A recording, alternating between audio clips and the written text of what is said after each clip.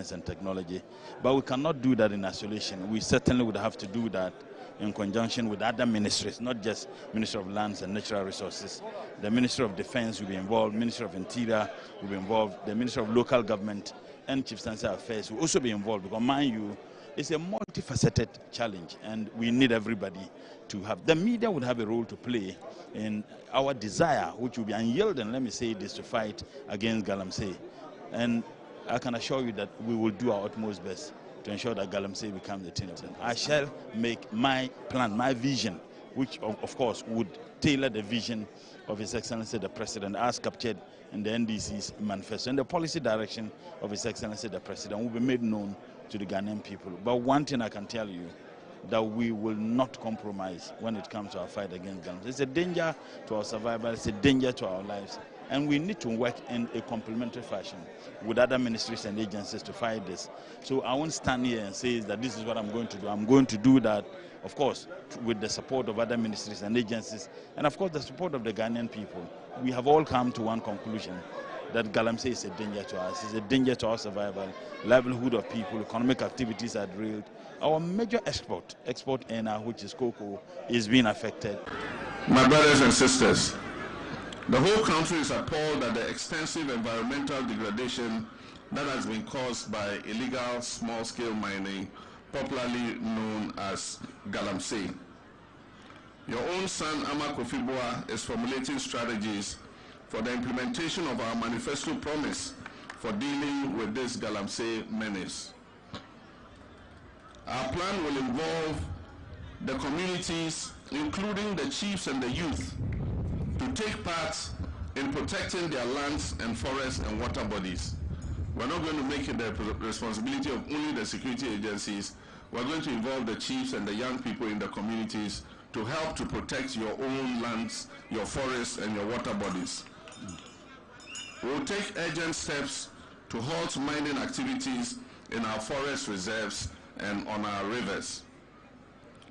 Ladies and gentlemen, I'm grateful to note that the recent cholera outbreak is abating, but I urge you, our fellow citizens, to continue to take protective action by making sure that your sources of drinking water are safe and that you take the necessary steps to avoid being attacked by cholera. There's no use laying down guidelines and rules and restrictions and not having a mechanism to determine whether or not they are being complied with. So I'm sure in the fullness of time, the President will come up with a mechanism to assess compliance with the rules and regulations that he has laid down through the Code of Conduct and Standards for all public officials serving. I think that the President has a way of, you know that the way that the presidency works, he has vast power. He has vast resources at his disposal. There are always ways that the President uses to obtain information on happenings in the country. So I'm not sure that an appointee can go contrary to these rules and go scot-free without being detected. So there are adequate mechanisms in place to ensure and enforce compliance. Well, it's not a ban. I think it's restrictive travel, that only critical travel. So if sports demands that you have to travel, that's critical travel. Well, if you have to, you have to. You have to engage with the federations, you have to engage with the embassies both here and out to be able to draw in support for your country. So if it's critical and it's necessary, you would have to travel. We will invest in programs and policies that create jobs for our youth and provides opportunities for our farmers, our entrepreneurs, and our workers. Our 24-hour economy plan is designed to enhance production, productivity, and employment by creating an enabling environment for businesses in agro-processing, manufacturing, and construction to employ more people through a 3-shift system. We are committed to infrastructural development of all regions. We'll prioritize the development of critical infrastructure, including roads, schools, healthcare facilities, and electrification projects, and also provide clean drinking water for our people. Late last year, the contract for the first phase of the dualization of the Kasua-Winneba Road started.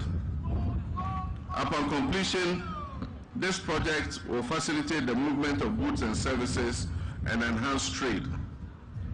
The second phase of this project will be from Winneba roundabout to Mankesem roundabout.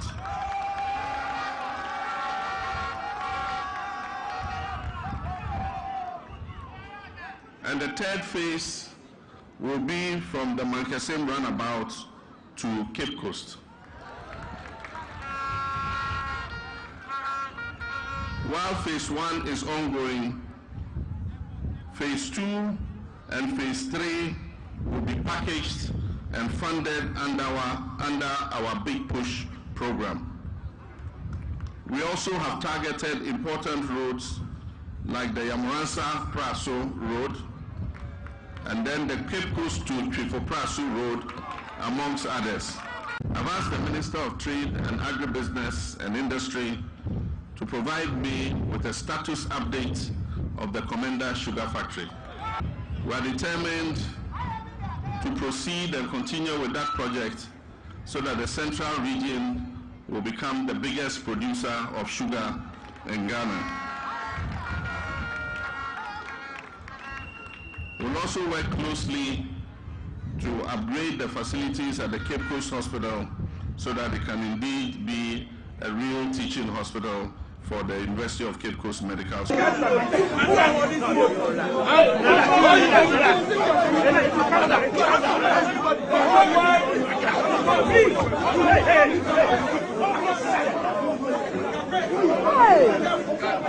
are you like that?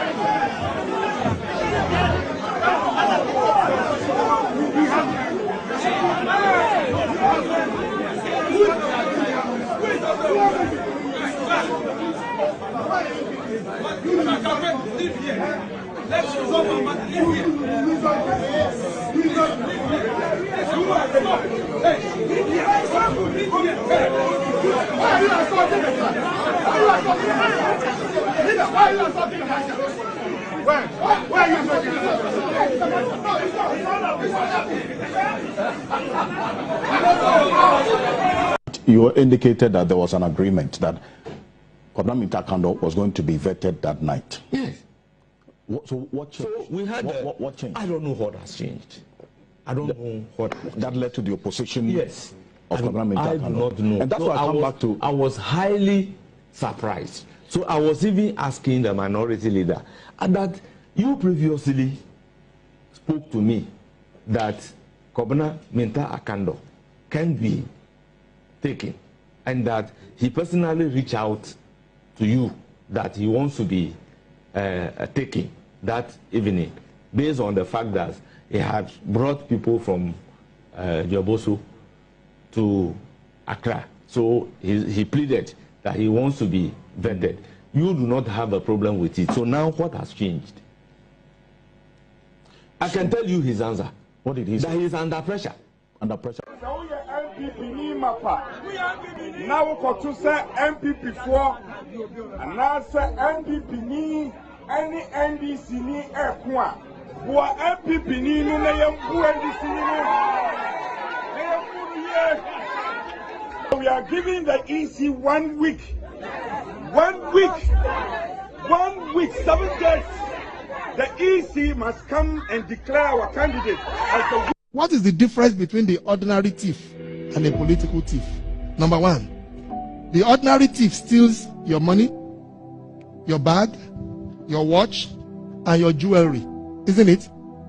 But the political thief steals your future, your career, your education, your health, and your business. Number 2, the hilarious part is that the ordinary thief will choose whom to rob. But you are the one who choose the political thief to rob you. Because we choose them. We vote them. We blindly say we are not blind. Who is deceiving who? The ridiculous part of the whole issue is that we will fight to defend and protect our belongings from the ordinary thief. Is it not? But we fight each other to defend and protect the political thief. Is that not what we do? Thugs will be fighting themselves to protect those that are stealing our career, stealing our joy, stealing our health, stealing our success. What a shame. Government is broke, government is broke. But people are spending billions to go inside the government that is broke. Have you ever seen a minister who resigned because government is broke before? Government has no money. Have you ever seen a governor who said, ladies and gentlemen, when I was elected, I thought the government had money. Now I discover government has no money, I resign. Have you ever seen it? Government has no money, but they are bringing money out at election time. Where is that money coming from? So they are lying. What is happening is that there are 2 types of wicked people in government. Type 1, they eat current money. Any money they find in government, they will eat it. They are wicked about that one. There is type 2. Type 2, they eat current money and future money. They will say, my term will end next year. When I leave, how will I eat money? Let me borrow money now and borrow money of the future and eat it now.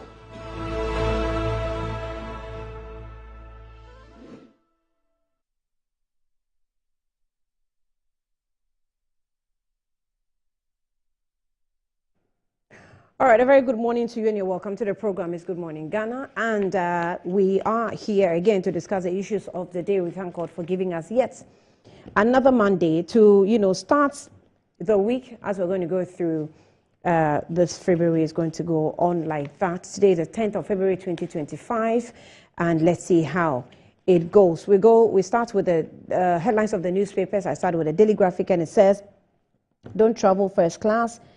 Daily Graphic, "Don't travel first class. President Mahama instructs appointees. AG terminates 3 more criminal cases. 2025 National Chocolate Week launched. Massive gold cash bust. National security seizes millions. Suspects flee." Kwame Sefakai honored for contributing to pediatric care. Timber industry laws right choice for Forestry Commission CEO. Ghanaian Times. "No first-class flights, non-essential travels. President Mahama to appointees. Timber industry hails Dr. Brown's appointment as FC CEO. And national security seizes dollars, gold bars, fake CDs, and at Ofankor warehouse. Sefakai 8 others honored for contribution to newborn center." Daily Guide. Labadi Beach Hotel withdraws injunction against Polo Beach Club. Pediatric Society honors Kokroko Charities Foundation. AG frees ex-NDC officials. Containers filled with dollars, gold bars seized. Delhi New Crusading Guide. Massive currency bust as national security raids warehouse in Sapeman. Alwyn Chiefs banish NDC MP. Set up an independent office for labor statistics. Upon Nkrumah tells new labor minister. Mahama lauded for appointing Dr. Engineer Latte and Engineer Kenzo to Ghana Gas and VRA respectively. Gold for oil, transparent and successful. Edwin Provincial slams critics. Achim Kotoku Chiefs rejects Frimpong Manson's candidature.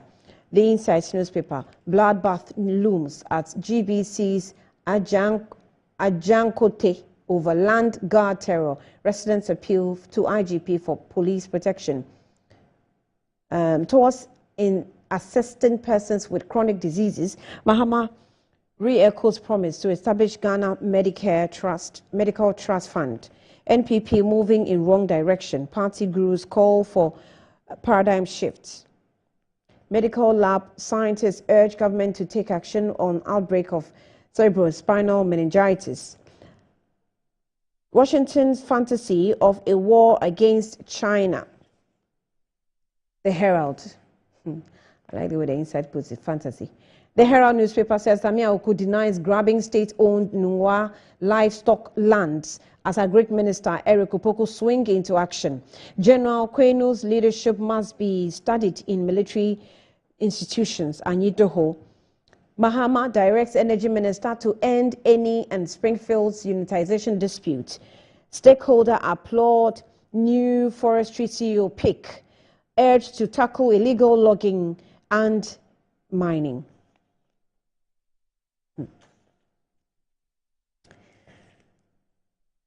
My father suffered witch hunting from illegal mining activities, illegal logging activities. He used to work with the forestry department. Illegal logging when I was little, very little. We're still reporting on illegal logging. Hey. Stakeholders applaud forestry CEO. Okay, I picked that. Ex-Akufo-Addo appointees angry at colleagues refusing to hand over. Kofi Bento demands concrete steps against Galamsey. Martin Aisi remains in office.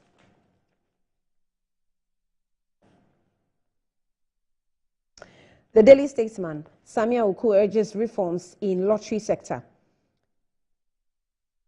Kojo Nkrumah calls for independent Labour Statistics Office.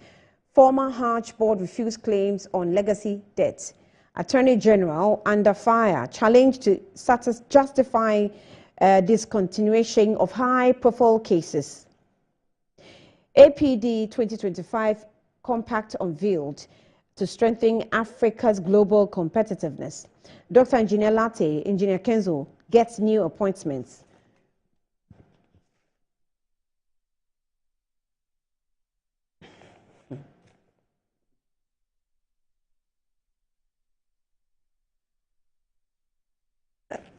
The Ghanaian publisher. Yeah, I just want to read some details of stories, and then I will get where these congratulations and praises are coming from. Africa targets 1 million or $1 a day fund, a quicken AFCFTA integration. My daughter is the apple of my eye, Baba Sam declares. Timber industry applauds Mahama's pick for Forestry Commission. NDC left $7.8 million Hajj debt. Former Hajj board chair fires back. And then Mahama praise for Engineer Latte and Engineer Kenzo appointments. The custodian. The custodian sets up office for Labour Statistics upon Nkrumah to Labour Minister. We inherited $7.8 million debt in 2017. Former Hajj Board replies Collins Dauda. Minority rejects buyers, Bajra Committee. Ablakwa opens the Pandora's box, invites probe into his Airport Hills residence. Ex-boss MD defends gold for oil program. I'll fight for my precious daughter, Karen Baba assets. Then we have the Daily Post. Daily Post. Fish House, that silly and useless MP, all in quotes, who made the derogatory remarks against Rawlins' angry scenario to Speaker Bapping. A vile attack on the Rawlinses, Ango Duko's deadline elapses today after Abuja Napo says it wasn't him. Civil society calls for audits of Parliament's CCTV to establish the culprits. I don't even know why we're going back and forth with this. The CCTV cameras are there, so let's just deal with that, with the cameras. Timber industry hails President Mahama's appointment of new Forestry Commission CEO. The Informer. Hard stance on affluence arrogance. Mahama sends positive signal. CDD fellow. Ongoing appointments. Ashaman NDC demands fair share. Vandalizes party office. Threaten more unrest. passport acquisition, Okudzeto embraces Bawumia's idea. Investigate cases before discontinuation. Lawyer advises AG. Mustafa Gbande threatens Afenyo Markin, says we'll sacrifice him. And then we also have in this issue, Namibia Lotteries Board benchmark within LA. The Daily Searchlight. Company launches Prekese as a beverage. NPP, what? Prekese? Okay. Okay. NPP youth angry at Abankwah Yeboah demand retraction of unsavory statement. And then we have nomination open for 3rd edition of Spotlight Ghana Award 2025. GTech revotes registration of College of Community and Organizational Development. Let's now deal with the Business and Financial Times. GSC, GSIA push for capital market reforms. Petroleum revenue drops by 62.63% in H2 2024. And then in appointment, Old Mutual taps Royal Puningwe as the GCEO of Drive Growth Innovation. GTYA opposes proposal to fund MPs' pensions with carbon credit revenue. And in the brand, the power of ungoogleable brands. All right. We have also in the news, Solomon Chumberima as SIC Live New MD, unlocking opportunity in the future, also on the Business and Financial Times. Let's take a breather. Be back shortly.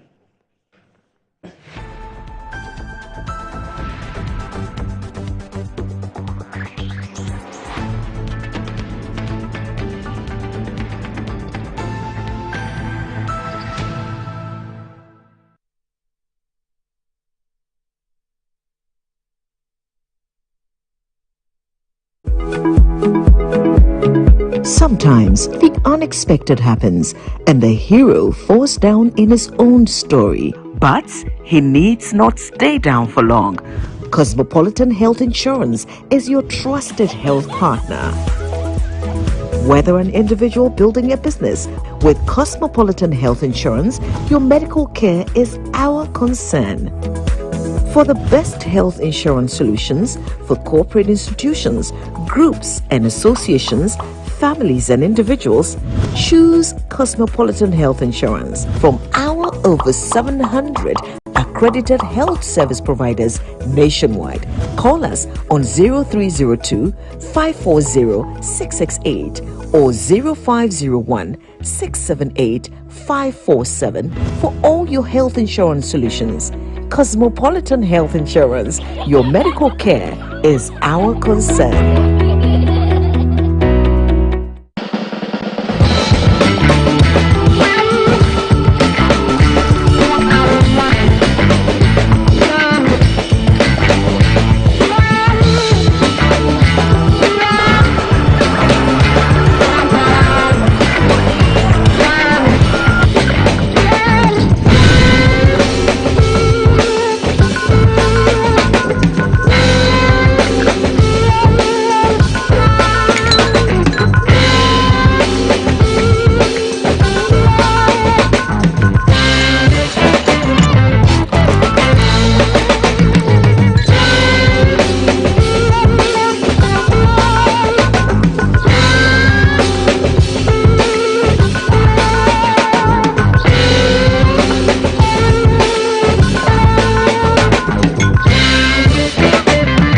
Great music,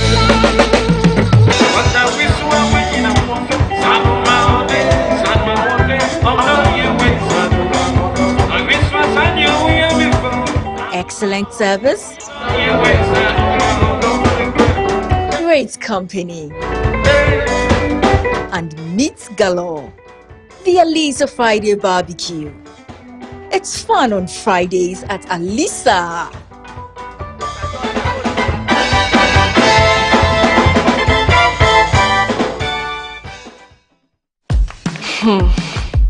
Look around. Home also need a makeover. Oh, Mine clearly does. So we went to Ashford and found the Como collection. It had everything we're looking for and more. Merchant furniture for the entire home, designed with you in mind. Where's Como collection? Dressing up is just a breeze. Always ready with a perfect accessory. A magic dressing mirror. One look and you're ready to face the world. Or at least the kids. A bed perfect for young men who want a table that turns into a treasure chest. And finally, a sofa with this grand TV unit for family time at home. Head over to any Ashford store now and discover the new Como collection. Ashford, feel it, know it.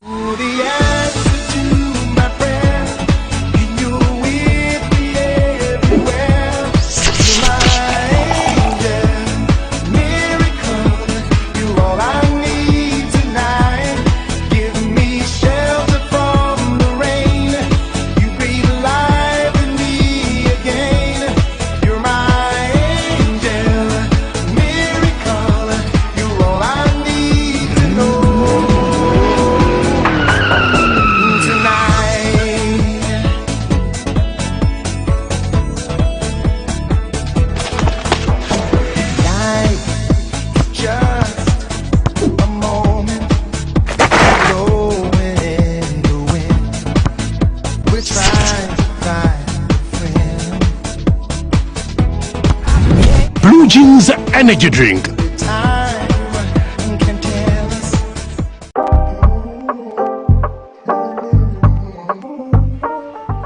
This is Coastal Park, a well-demarcated gated community carved out to host your residential and commercial properties. With a minimum of 40,000 Ghana cedis, you too can own a piece of the serene site. It's just 50 minutes drive from the Central University College, as well as just some 5 minutes drive from the Ningo Senior High School. More so, just in case you live somewhere in Adam and you want to take that excursion to many of those areas along the Volta estuary, this is the right property for you to invest in.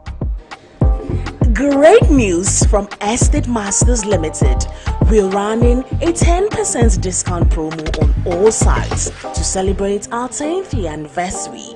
Join in the celebration by becoming an Estate Master. Enjoy benefits such as free site visits throughout the duration, free indenture, and free site plan. Contact us for more information. Remember, T's and C's apply. Estate Masters Limited, your most preferred estate partner.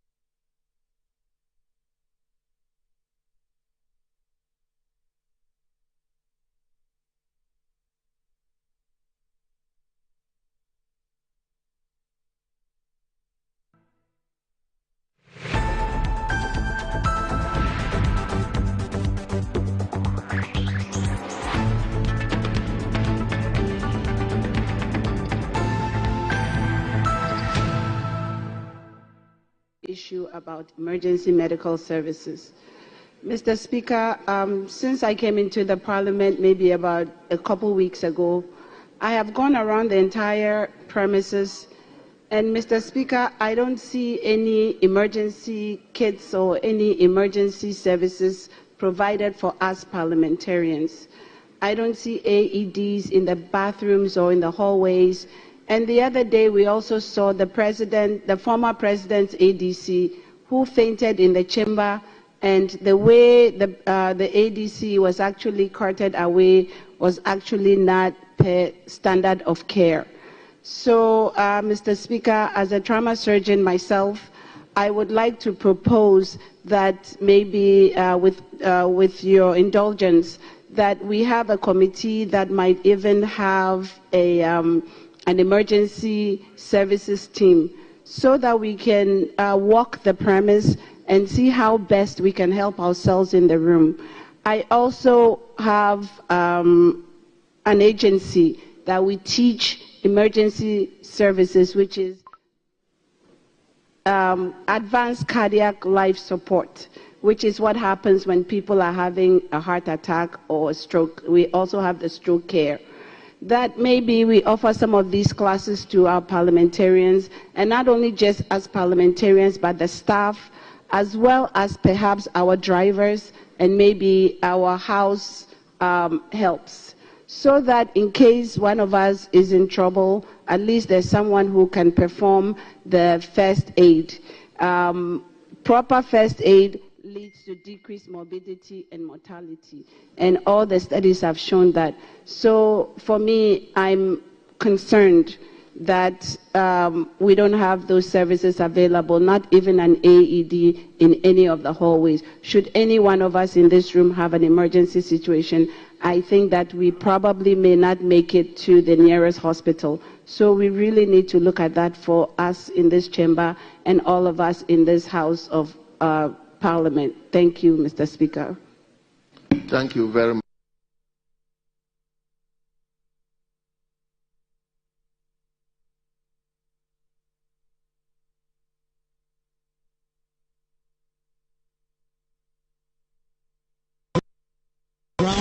And this, all this.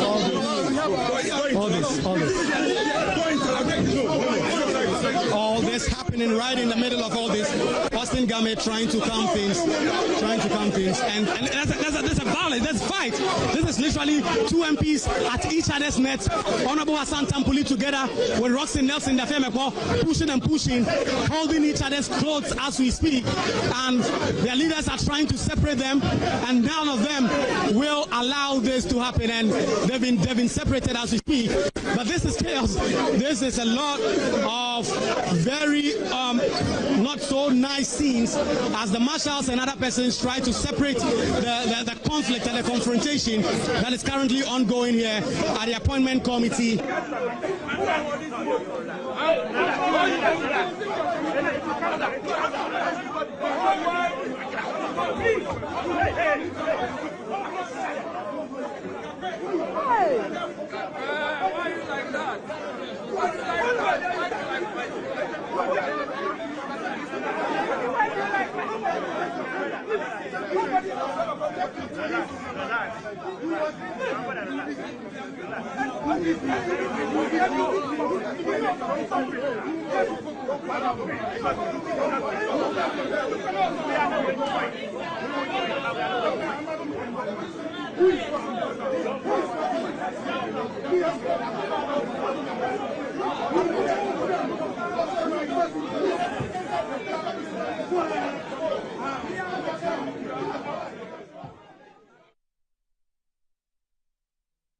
You're welcome back into the studio. I have Professor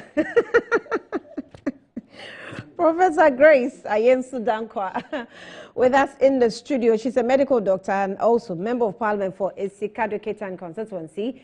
You're welcome. Doc, how are you? I'm fine. I haven't seen you after elections. Congratulations. Thank you. Congratulations. Yes, I haven't seen you, right? Yeah. Yes, no, I haven't seen you either. Yeah. Congratulations to you. Thank you. It was a good fight. It was a very hard fight. How many times now? This is my second time. The second time? Oh, okay. Yes. It was the second time. Oh, I thought it was the third time. Okay. No, it's my second time. Okay. And we fought hard. But a good massively. Fight for you. And the good people of Esikado Ketan gave us a good mandate. I would like to take this opportunity to thank them, to thank all the chiefs, to thank my constituency branch executives, especially my coordinators, the assemblymen who supported us, and everybody in the Esikado Ketan constituency, including the people in the Western Region Metro. They really came out massively to vote for us. I think we had an almost a 5,000 margin with the presidential for the first time, and also about 8,000 margin for the parliamentary. So it is a massive endorsement of my candidature, and also I have taken what they have given me seriously, and I will do the best to support the constituency, more importantly to bring jobs and development for the youth.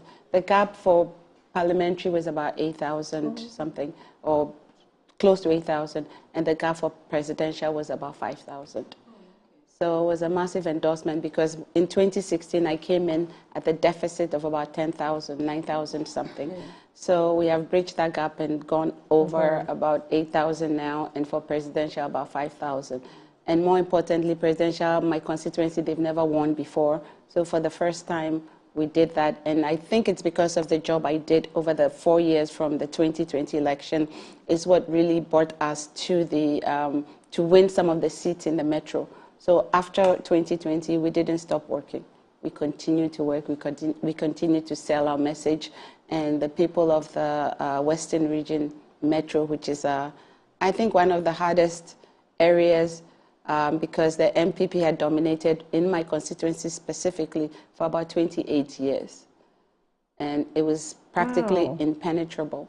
So we fought hard. We took our message down to the people.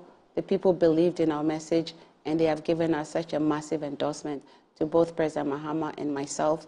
And I would like to assure the good people of Iskaduketan and Western Region Metro and Western Region as a whole that I have taken the task. I've accepted it. I have taken it seriously, and I will do everything I can to bring the development and the jobs that are necessary for the constituency. All right. Do you think that you benefited from just a wave that was sweeping across the country, or it was some hard work you put in? I think it was. I'm not sure if you've done your, maybe exit polls. We have done our exit polls, yes. And I think that for my constituency specifically, I think that the wave kind of bypassed us. It didn't come through our constituency only because it is such a hard MPP stronghold, according to them. I mean, I didn't believe it. But according to them, it was a hard NPP stronghold. And they had dominated the 5 metro constituencies in the Western region for 28 years. So breaking through a 28-year stronghold, it was not easy. So I think that it's mainly the job that we did, and mainly we got to the people, and we were able to convince the people that given the mandate, we'll do a much better job. So I believe that that's what won us the seat. I know there was a wave, but my constituency, the wave kind of... You didn't benefit from the wave? Not really from, our exit polls and from our internal results or internal evidential-based thing that we have done is that we really needed to get to the people. You know, it's all about the grassroots and how you can make your case as a better candidate versus the other candidate. And I believe that looking at the 2 people that were brought to the table, my candidature was a much better candidature than the other. And also looking at, in terms of presidential, people believe that President Mahama could get the job done. And so they voted for us based on that. I think that the metro is too hard for a wave kind of thing to happen. But because of the good work we did, now in the Western Region Metro, there's 5 constituencies, and now we have won 3 out of 5, sorry, so we have 2 left. And we're working very hard to win the 2 that are left.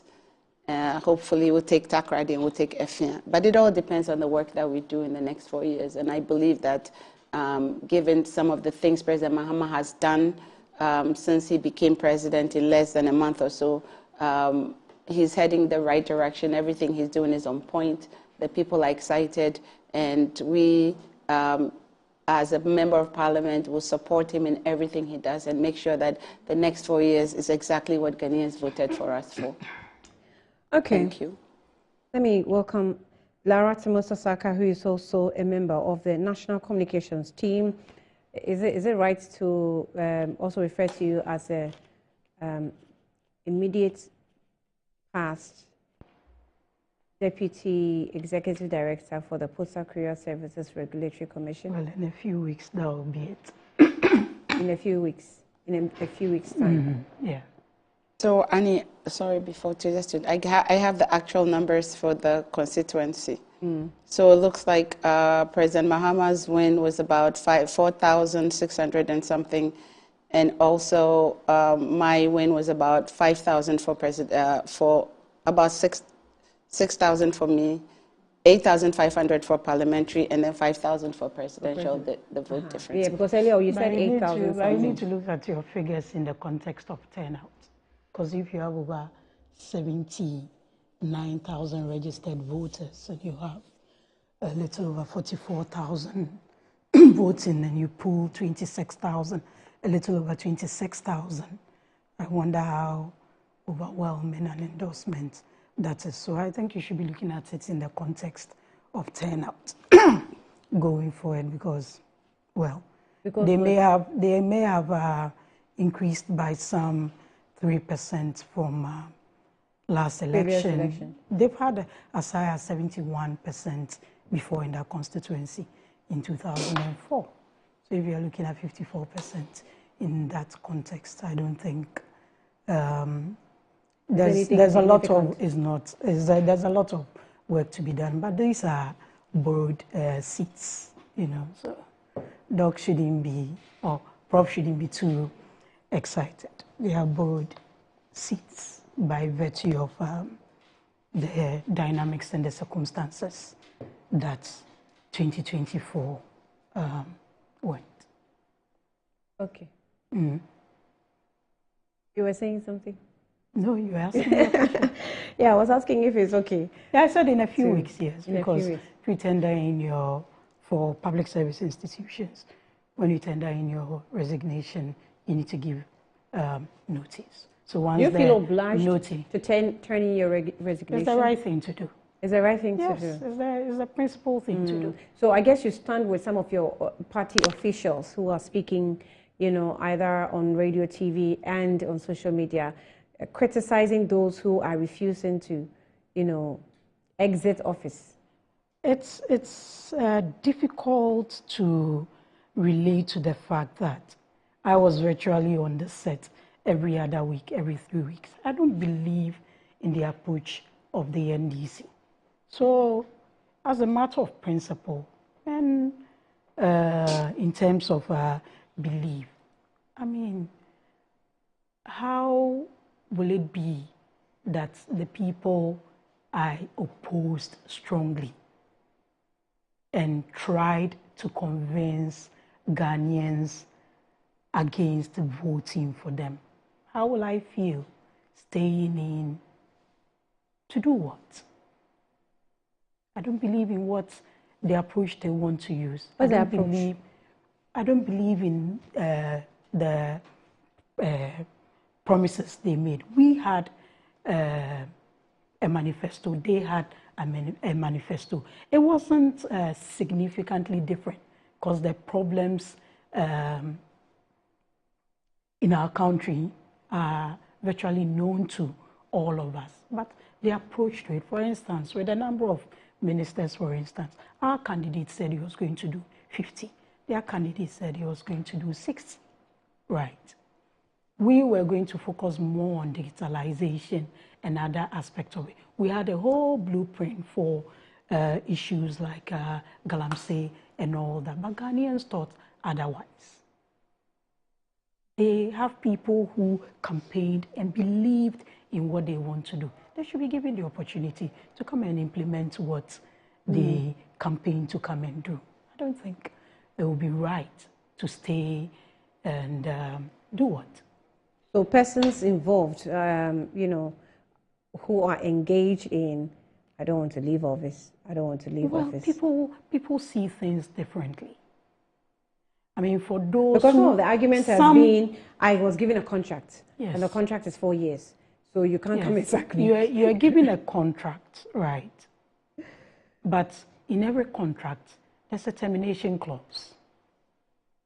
What are you due if your contract is terminated in lieu of notice or before it elapses? What are you due? Are you being denied that? If anybody is being denied what they are due, based on the contract, they have every right to insist on it. There are some that also went through Public Service Commission, went through the interview, and they can be in office till 60 years.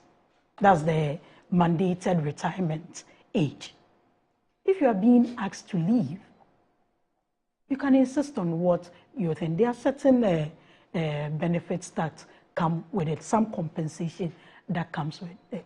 But to say, I will leave because I went through PSC, I have to stay there till 60. You are staying there to do what?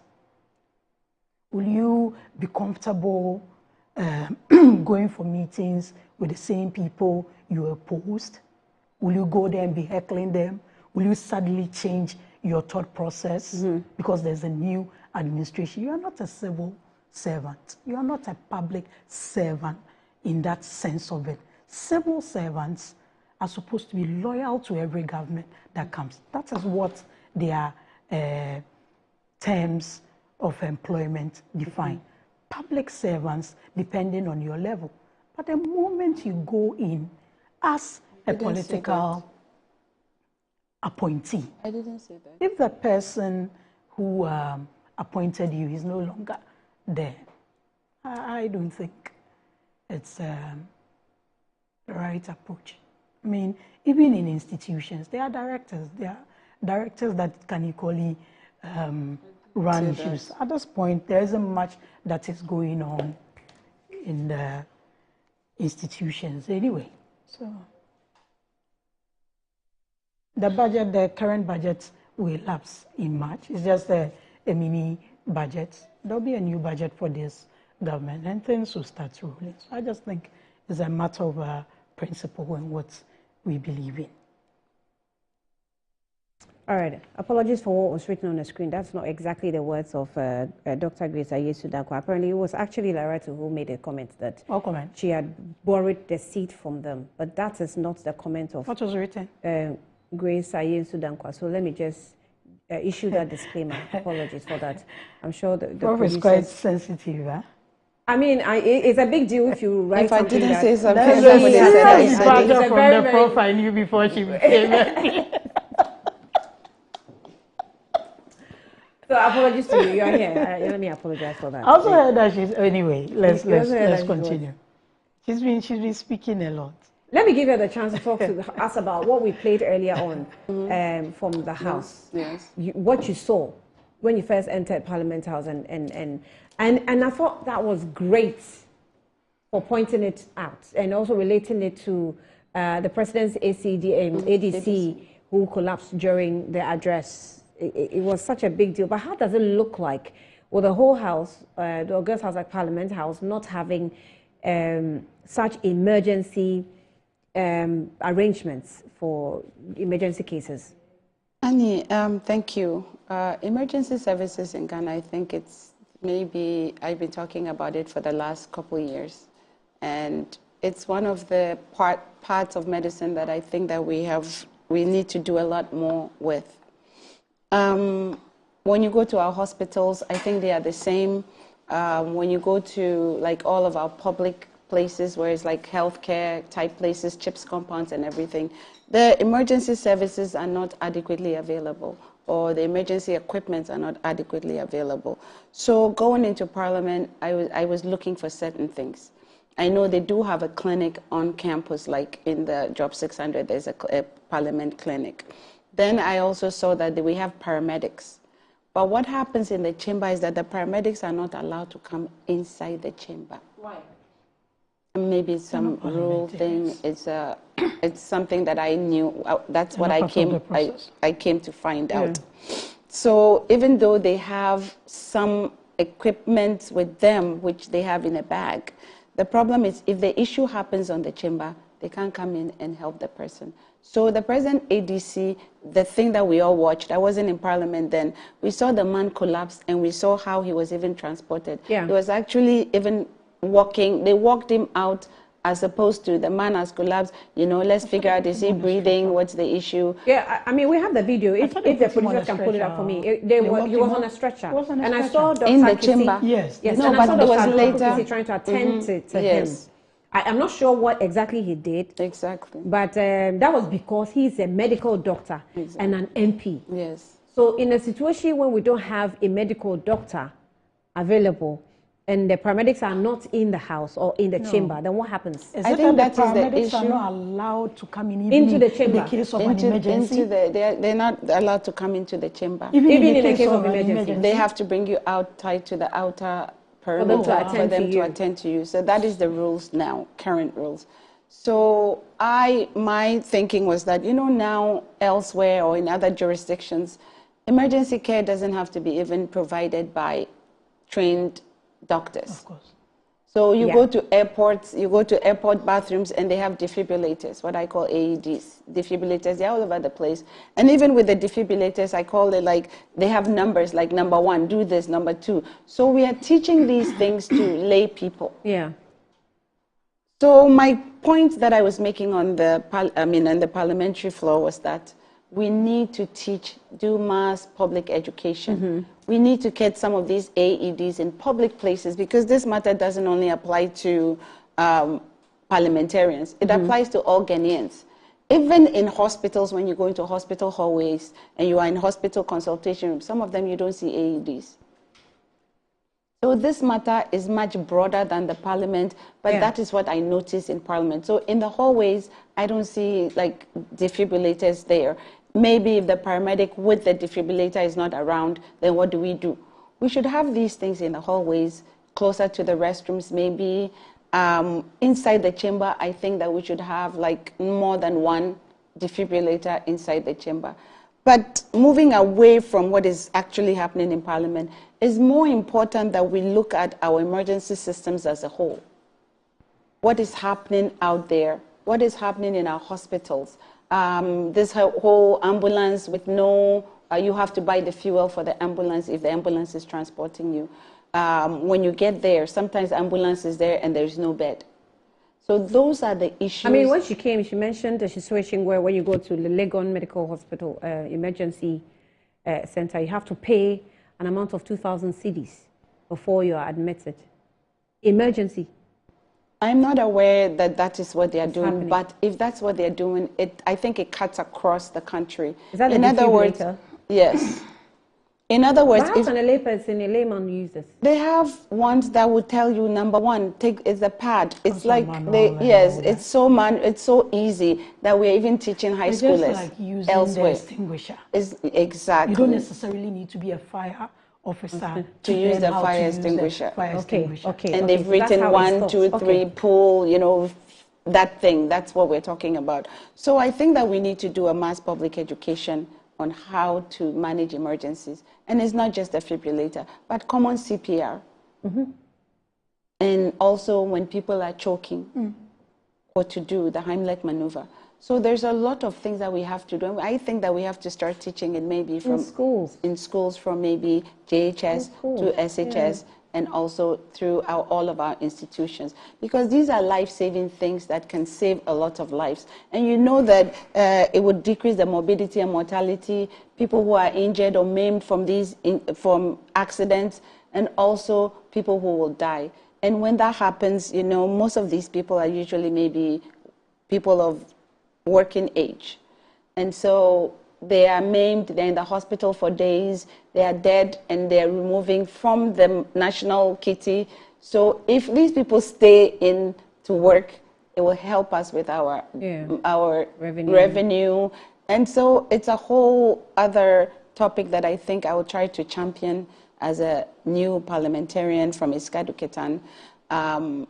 It has to involve a lot of services. It has to involve the blood services. It has to involve the ambulance. It has to involve the doctors You definitely themselves. have to be on the health committee, I suppose.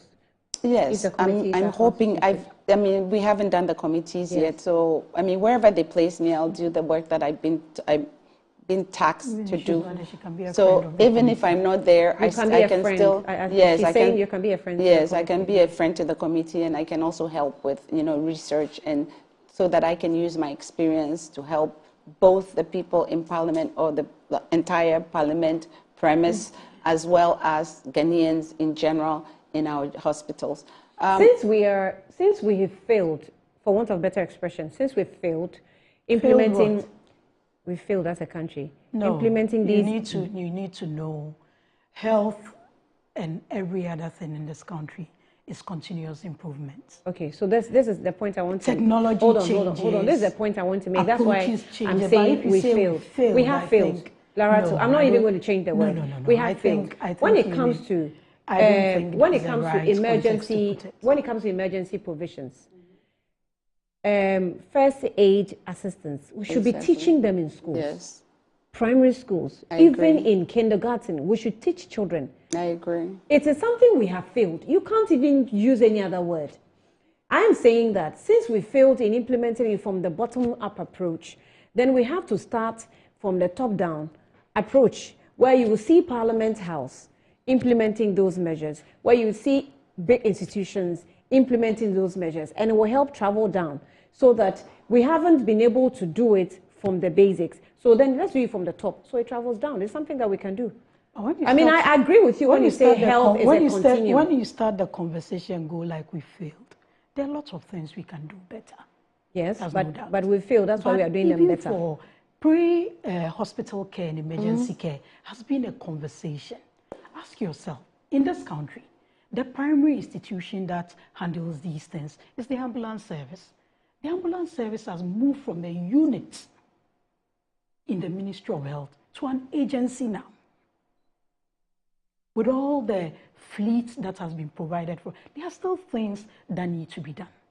They've moved from education. They moved from the unit to what? I said it's moved from a unit to a full-fledged agency. And then when they moved to the agency, they decided to be using the ambulances to cut cement. Oh, that's another conversation. Exactly my point. The changing and the movement of departments. Like in the last administration, there were some 300. And they don't change. They don't necessarily in the last administration, there were in some any way. 307 or 309 ambulances added onto the fleet. How many of them were used to cut cement and those things? I mean, there are unscrupulous people within every establishment. You're making me laugh. No. You see, sometimes when we are having these conversations, let me situate it in this context. We need to situate them in the fact that I context. see one, which is wrong, of my ambulance being used to cut cement instead of a human being, there's a problem. That's why I'm saying that there are. I don't want to see 2 or 3 human beings in every establishment. I'm sure if we go around, even your media house, there are people that are probably doing things that go against the ethics and regulations or whatever of your institution. But that doesn't mean that you sink everything and say, there are lots of things we need to do. It evolves. Healthcare evolves, just as any other profession.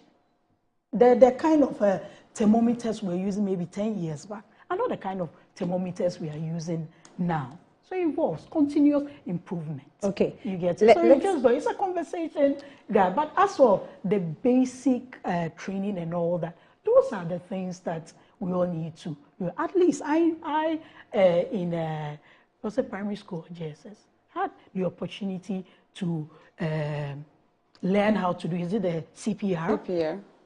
How to get people and resuscitate people and all that. Those are things we need to be encouraging. Those are things that we need to add into our basic lifestyle for our own survival too. It doesn't necessarily need to be that you need to know only when there's a training by a government institution and all that.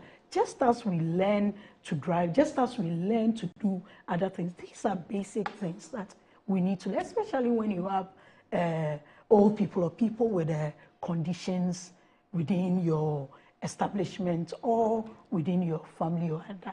Okay. So these are conversations we need to Doc, you were making a point, so I'll let you land. Yes. Like for the first time, I'm agreeing with my sister Laura today. There is our population is aging, even though we have a lot of young people, and now we are getting rises in non-communicable diseases like diabetes and high blood pressure and everything else. Kidney diseases on the rise from, of course, the Galamsey menace is a big one.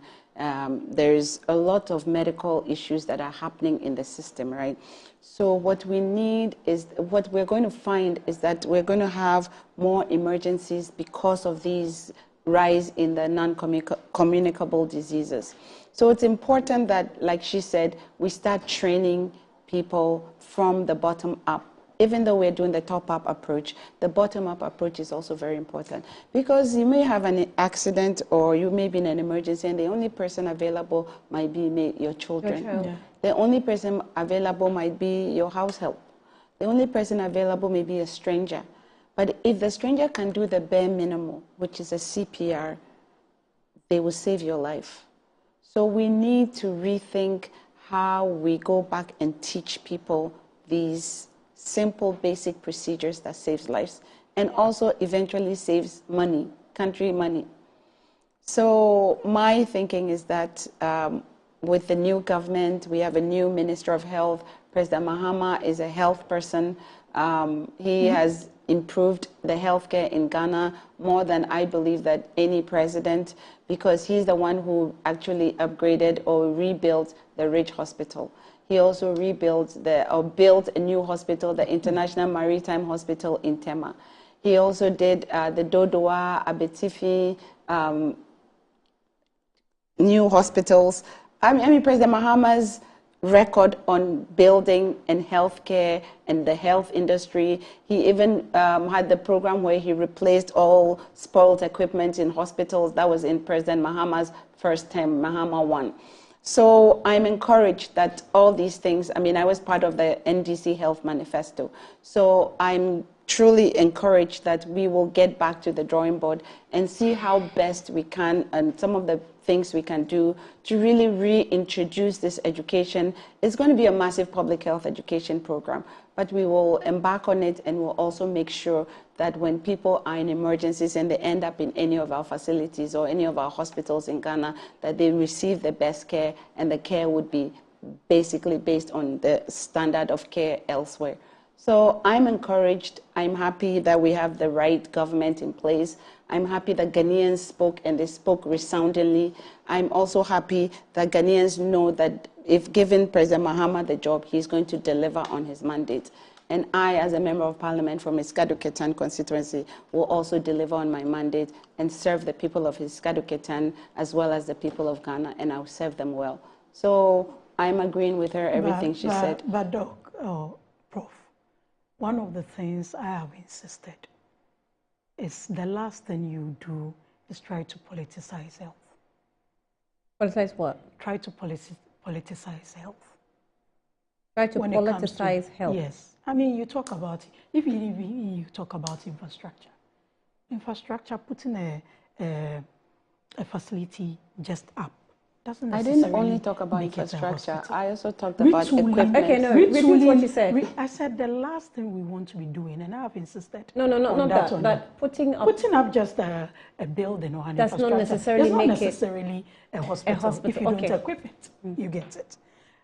The last thing we should be doing is be trying to politicize and say this person is a health person and all that. Oh. Health has traveled. Everybody knows President Mahama's history when you on get health. into a hospital, nobody knows whether you are MPP or NDC or CPP or anything. Wait, right. is it her mentioning of the hospitals we are talking about President Mahama built that's making a politicization or... When you talk about the Dodowa Hospital, isn't that the NMS project? We are talking about Apetifi and all that. Right. Governance is a continuum. Health is critical. Health is work. But if you're going to sit down here and say, you're still going to work with the same health staff, nothing much is really going to change. It's probably the head of the agencies and the head, the Minister for Health, and probably the deputy. It's the same workforce that you're still going to deal with. We can talk about putting up the blood services and all that. We are talking about pre-hospital care and emergency care. was augmented with a huge I was fleet. agreeing with you. Nobody is going to. No, Doc, you for the next few months, you have a lot of explanation to do. But if you're going to go on this tangent of trying to color everything, then there will be a problem. You're talking about blood. For the longest time in this country, we're just giving blood in its whole. But now there's a blood center. I was on the project for building the blood bank. Exactly, the blood center. That went into putting blood in the different components and all that. It was more like a blood factory. Are you politicizing it? I'm not politicizing it. What I'm saying is that what you're saying is the same she was doing. No, what I'm saying is every government comes in. But if we want to come and be picking out what this person has done, what are you going to contribute to health? Laratu, what are you going to when did it become a problem? You see, when we talk about when we've left health insurance, hold on, give me the chance. Since you came, what have you done? You put on hold the dialysis. Free dialysis. Listen, I will still make the point. I'm saying that insurance. That is what we need to when we talk about politicizing. But when it comes to health, hold on. When we talk about politicization big problem of issues, when you try to color health. I don't think that when you mention projects that have been done necessarily makes it political. It just depends on the tangent on which you go, or how far you go with the mentioning of those projects. I don't think it's wrong if I hear you say, Nanado built A, B, C, D. She just said he built a blood. Yes, a blood center. Is that political? I was just trying to situate it in the right context. That let's not make it too. No, but what I'm saying is that you are going to build on something. You need everybody on board, right? You need a whole workforce within the health sector. You are talking about emergency pre-hospital care even before you became an MP. Now you are an MP, even if you're not put on the health committee, by virtue of the fact that you have access to those leading those things. But the risk we should avoid is she, for instance, being someone within that sector, trying to color some of these things. That's all I'm saying. Okay. Because when you do that, then other people also hold on to the expertise. Because obviously, there are doctors on both sides. There are doctors within the workforce, or nurses, other health workers within the workforce who also have what they are. But if you go trying to make it seem as if, okay, this is the person, this is the health person, they understand it. They also hold on to what you get. And that's where most of our problems start. Okay. Annie, yes. You know she's taking everything completely out of context because I know it pleases her to take it out of context. Nowhere did I say what she just said. The point I'm trying to make is that President Mahama is actually a health person. He knows about health. When we were putting together the health manifesto, he was actually a part of that process because of how much he cares about the health of Ghanaians. I never said anything about the people that work in the health industry. Of course, there's going to be all kinds of people that work. And health is one industry that doesn't have any coloration.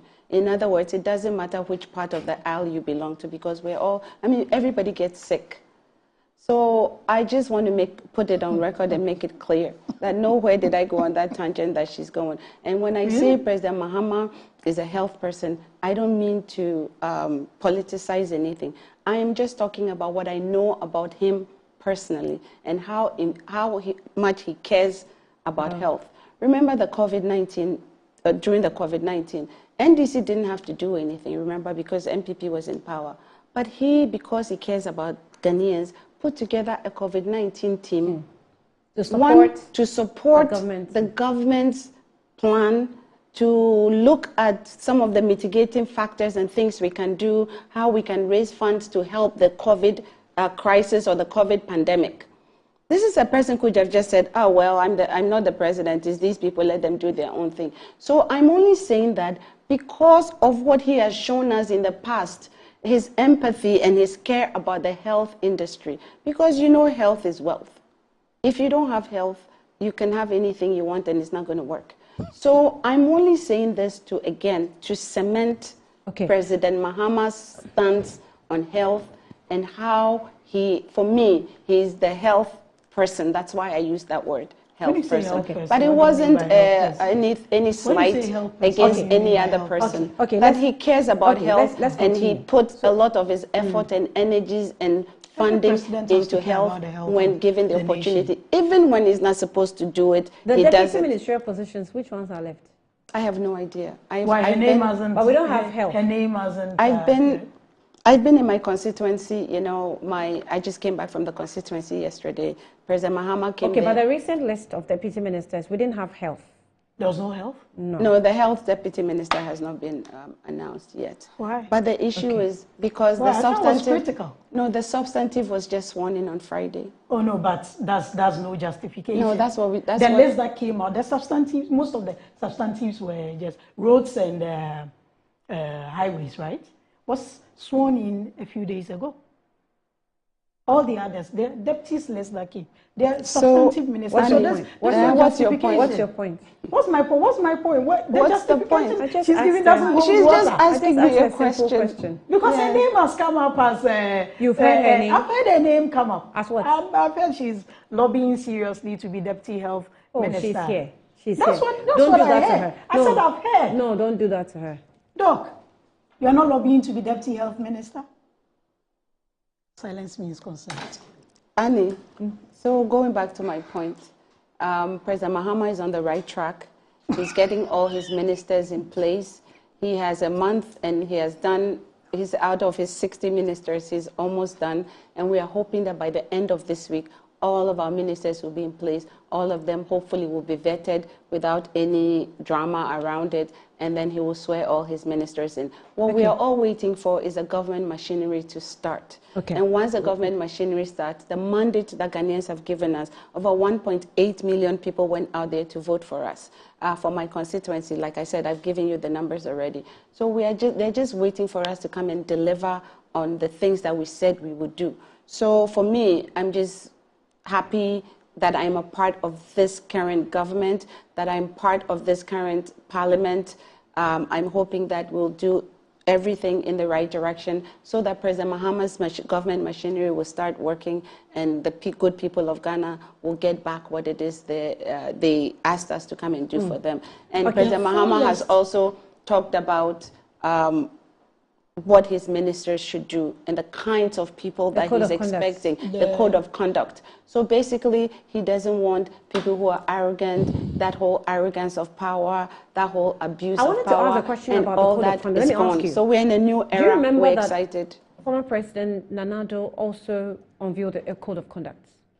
Was it put in use or was it put to use? The difference, I think, between the two is that President Mahama, if you are any of his appointees and you exhibit these behaviors that he has put or they have put in the code of conduct, I don't think we'll tolerate it. And we have past examples of President Mahama making decisions or taking decisions on some of these quote-unquote breach of code of conduct. Using his appointees as scapegoats. Yes. Okay. So he has done it and he has done it before. So, and you know that the predictor of future behavior is past behavior. So in the past, if he has done it, we can assure you that in the future, if any one of his appointees misbehaves or does something that is not conducive to the code of conduct, Is that a medical philosophy? The predictor of future behavior is past behavior. Is that it's not a medical philosophy? philosophy, but it is a philosophy of life. Okay. If you want to see what somebody will do in the future, you look at what they have done in the past. Okay. So your past behavior will predict what you can do in the future. And using that with President Mahama, in the past he has done it. So in the future, you know he will do it. And he has also emphasized to all his appointees, this is a new era. What Ghanaians voted for, they don't want arrogance. They don't want us to be flashy. difficult. They don't want us to be talking and saying things that are not conducive. So we have a code of conduct, how we speak, how we dress, how we present ourselves. All of that is part of President Mahama's code of conduct. So the era of abuse of power, the era of wanton greed, the era of flashiness, the era of pomp and circumstance, all of that is gone. Okay. Annie, And we're in a new it's era, strange, and we're it's excited. strange We will be that- watching It's you. strange that His Excellency the President is talking about code of conduct now. It beats me because I've cited, I'm trying to load it, I've cited the code of conduct that he wrote the foreword in July 2013.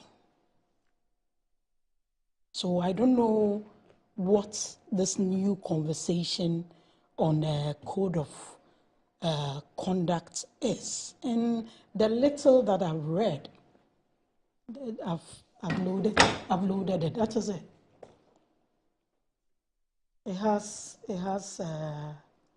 It's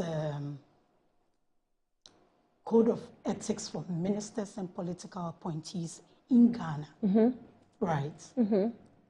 And the foreword, it has a former late vice president's picture. Yes, that was his vice president. Mm-hmm. Has a ministerial conduct, public duty, code of ethics.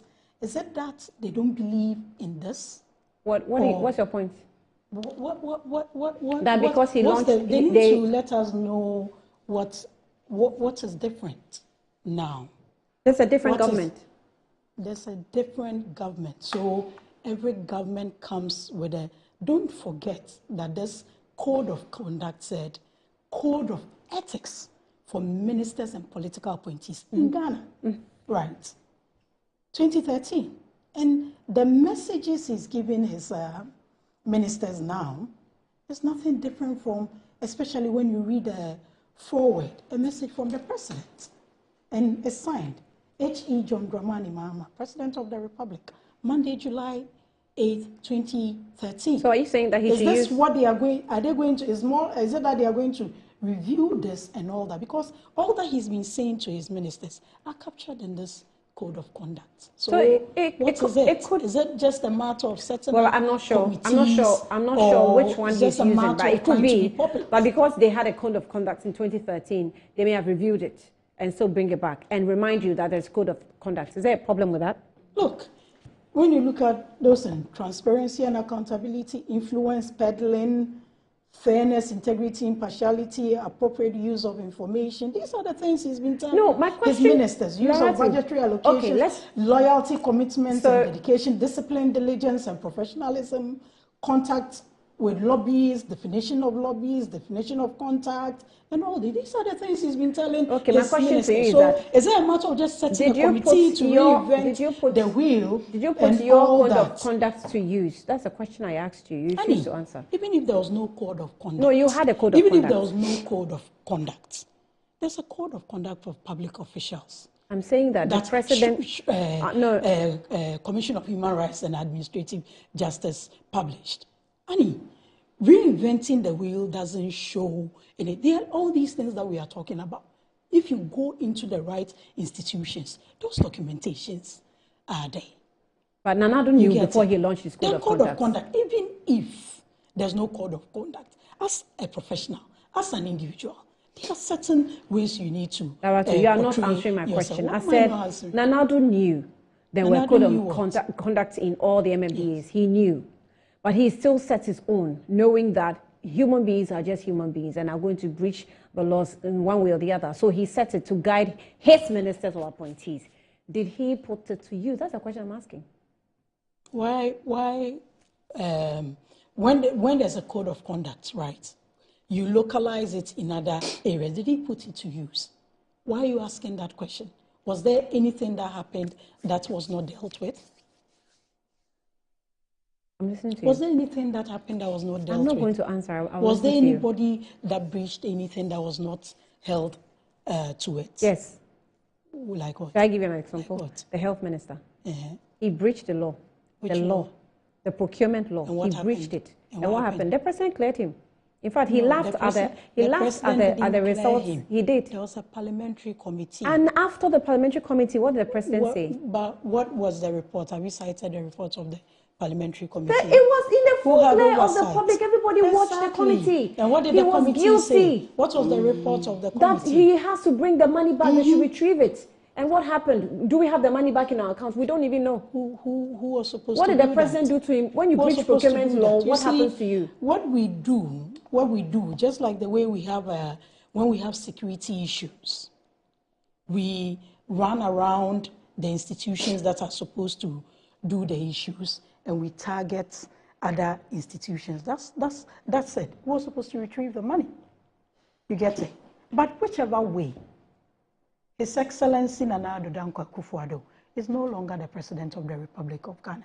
And I've always maintained that if you think that in the past administration, any individual did anything untoward, there are rules and measures to deal with those things.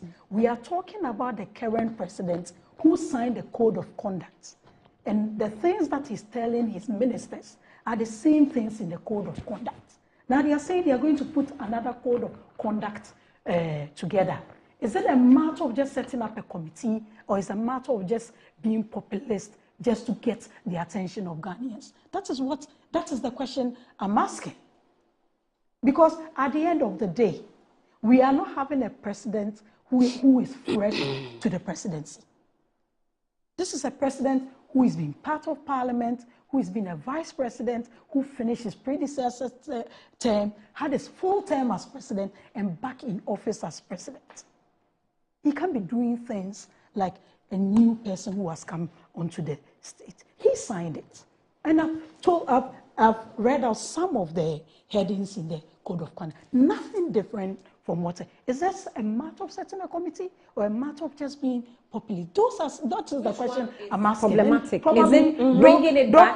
Hold on. Yes, so that's the explanation they need to give us. Is it bringing it back? Like it was said that they are going to put together 60 ministers. And in 14 days, the full list will be with Parliament, right, for 13. When did the last list go to Parliament? Was it after 14 days? Obviously. Are they reducing the number to 55, or they are still maintaining the 60? That explanation must be given, because in his own inaugural speech, he said he will be open with Ghanaians, he will be transparent with Ghanaians, he will engage Ghanaians. So if you told us A, and you decided to do B, based on the circumstances you are faced with, we must know. And that's the explanation we are seeking. Okay. What happened to the 14 days? What happened to the 60? Are you coming to 55 and all that? Why don't some ministries have ministers, deputy ministers? The ministers are capable of doing that. Okay. Who are going to be augmenting the efforts of the minister? Are they going to be technical advisors? Are they going to be consultants? Is that a smart way of reducing the ministerial list and still putting people in office? We need to understand all these things. And these explanations, based on His Excellency the President's own inaugural speech, he must give us.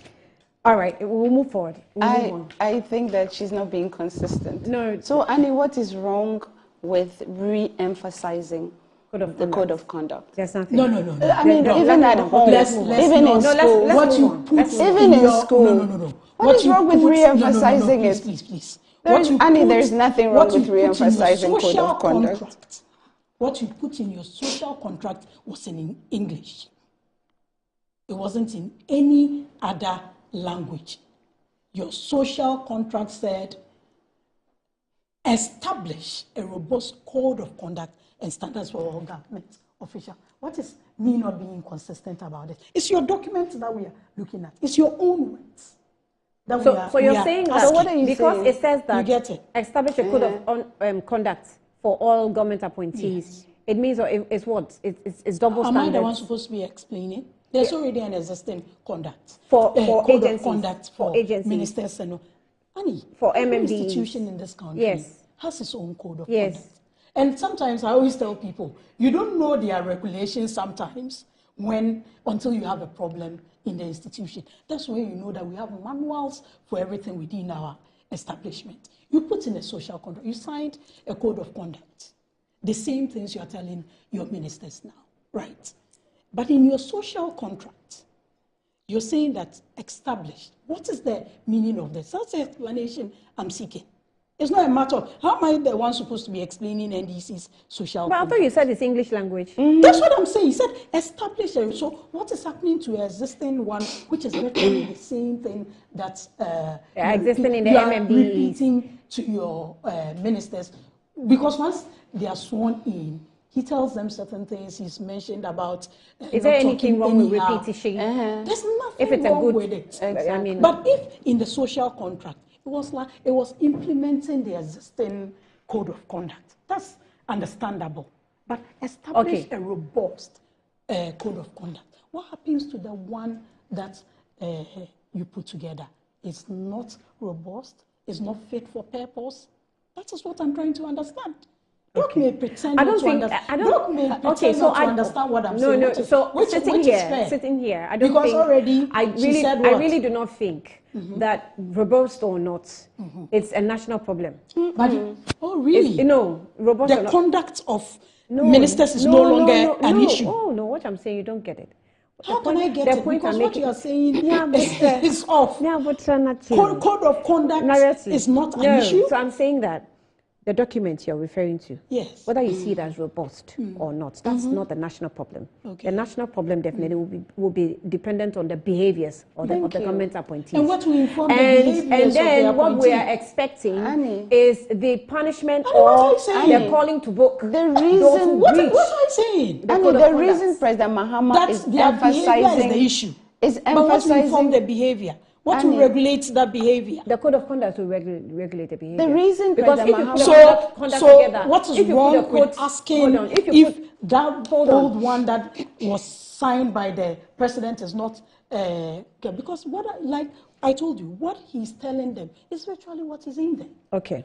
The reason President Mahama is emphasizing and re-emphasizing what is happening is that we have just been through a government that has really, the arrogance of power that we saw, the level of corruption, the level of disrespect, the mismanagement of the economy, the dire economic hardships that they have put us in, the grounding of the economy to a halt, the total destruction of our ecosystems. That is what Ghanaians have suffered. Okay. So now that that horror movie is over, President Mahama has to emphasize that when you new group you have come in, when you come, that code of conduct that we have already done, the one we have, established, all of you, I am going to emphasize and re-emphasize this one for you to not act that way. There is nothing wrong with re-emphasizing and emphasizing code of conduct. To code of conduct, which is almost becoming a headache for Laratu, I guess. But Laratu, it's all right.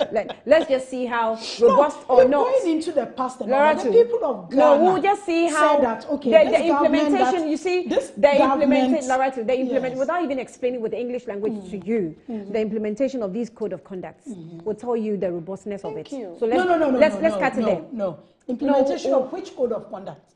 The one they are now going to establish, or the existing what they've just established. Which code of conduct? What they've just established. Which one have they established? But he has actually opened up with a code of conduct and warned the ministers. You didn't watch. You didn't see. You didn't read. Code of conduct you didn't hear. Is what the president says when he's swearing his ministers in. That's what we go by. So if we want to refer to it, we go to the videos. No, what I'm saying is that even if he's making reference to the old existing one, what's your problem with it? Really? Oh my goodness. Oh, wow. Okay, we'll move forward with the lives of our children. We'll move forward with the lives of our children, right? So, somewhere in 2023, let me see when this story was published. Good. May 10th, 2023. Lara, to pay attention to this story. 7 school children drowned on Wednesday after a boat carrying mostly students capsized around Fana in Wejagbawe municipality in Accra, according to Clement Aji, the assemblyman for the McCarthy South. Please take the first part again. 7 school children drowned on Wednesday after a boat carrying mostly students capsized in Weja, Fana. You didn't hear the story, yeah? No. Oh, I'm sorry. Oh, you weren't on the show that day. No. Sorry. So, but in Bawa municipality, this was something that happened in 2023. It was quite, disturbing when we woke up in the morning to the story, knowing that 7 children actually drowned. And there were questions about why, when they're even crossing the river to school, so to school and back, they don't use life jackets and stuff like that. So it was a matter. I don't know where it ended. The MP at that time, I think, was trying to look into it. I'm not sure if there was any investigation reports that came out. So the bodies of the children were retrieved from the river in Riaboman, but the exact number of the children on the boat were not known even at the time. I'm reading from TTFM Online. At the time, the exact number of the children were not known. But there's also another very disturbing video. It will look quite encouraging for some people who saw the video, but also disturbing for others. So a passerby, decided to video a child. I think we have the video. I saw the video. Yes, a school child who was carrying either the younger brother. Oh, okay, so that's it. The younger brother on his back, trying to cross another river. And the boldness of it, I think we should just watch the video.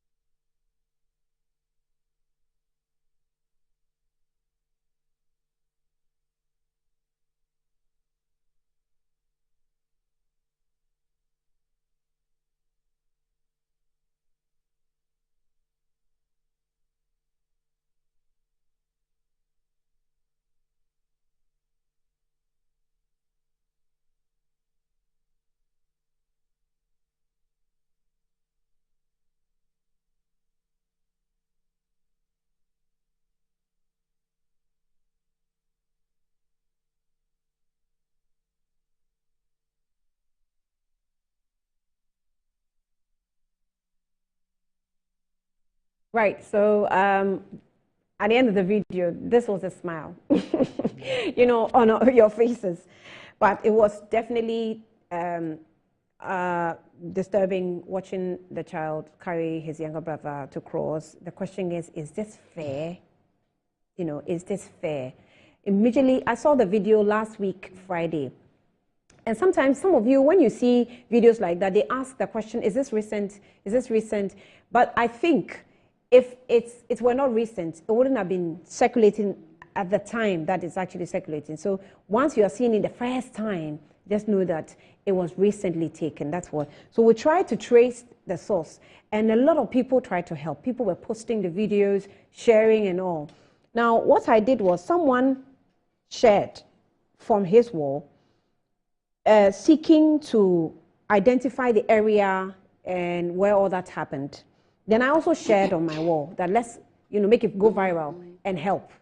Then 3 hours later, I saw that President Mahama had posted the video on his wall and wrote something on the video. And he said, "We have identified a community where young children or young school children have crossed this water body to access school. Earlier today, the MP for Lower West Akim Owing Kwame Frimpong visited the Asuokol community and assured them the Eastern Regional Minister will also visit as we work to permanently and urgently resolve the challenge the people and the school children are confronted with. Our quest to reset Ghana includes the determination to remove barriers to education and healthcare across the country. Let's build Ghana together."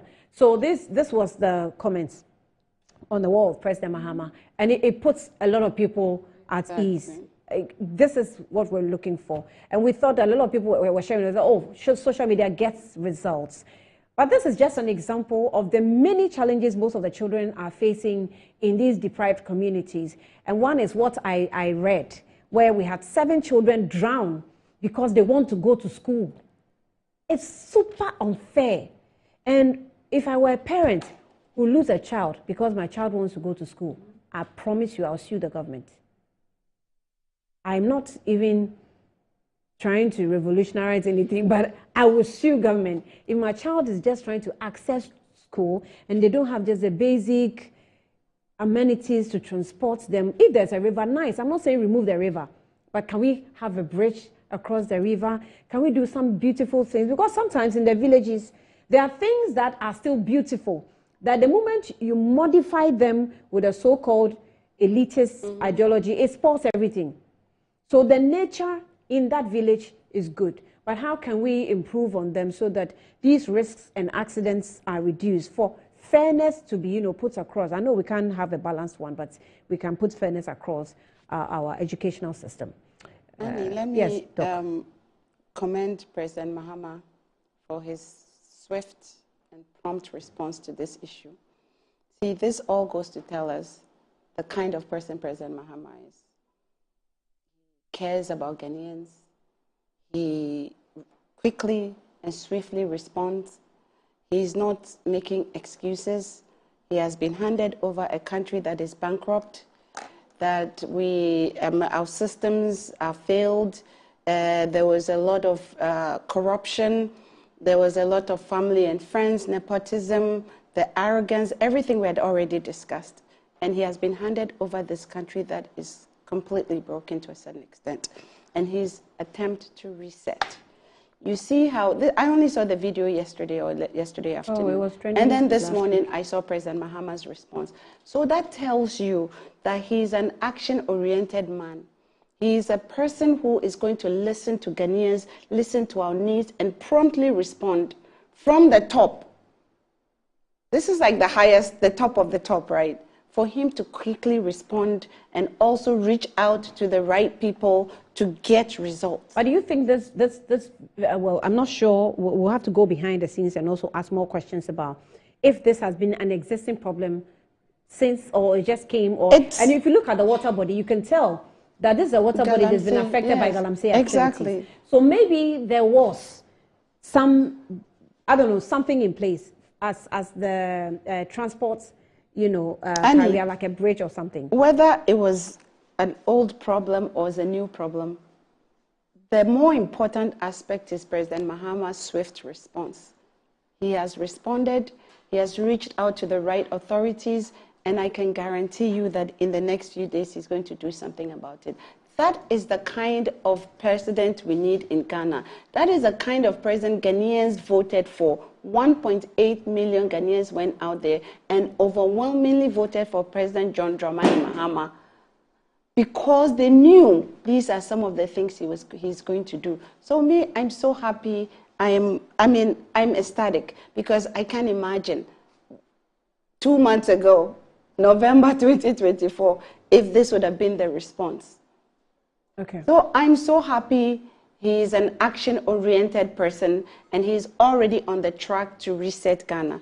This attempt or this response is almost reassuring to all of us. So you know that if your problem comes to his doorstep, if he happens to know your problem, whether it's on social media, whether it's somebody who actually called to talk about it, he will promptly respond and reassure all of us Ghanaians. So for me, President Mahama is continuing to reassure us.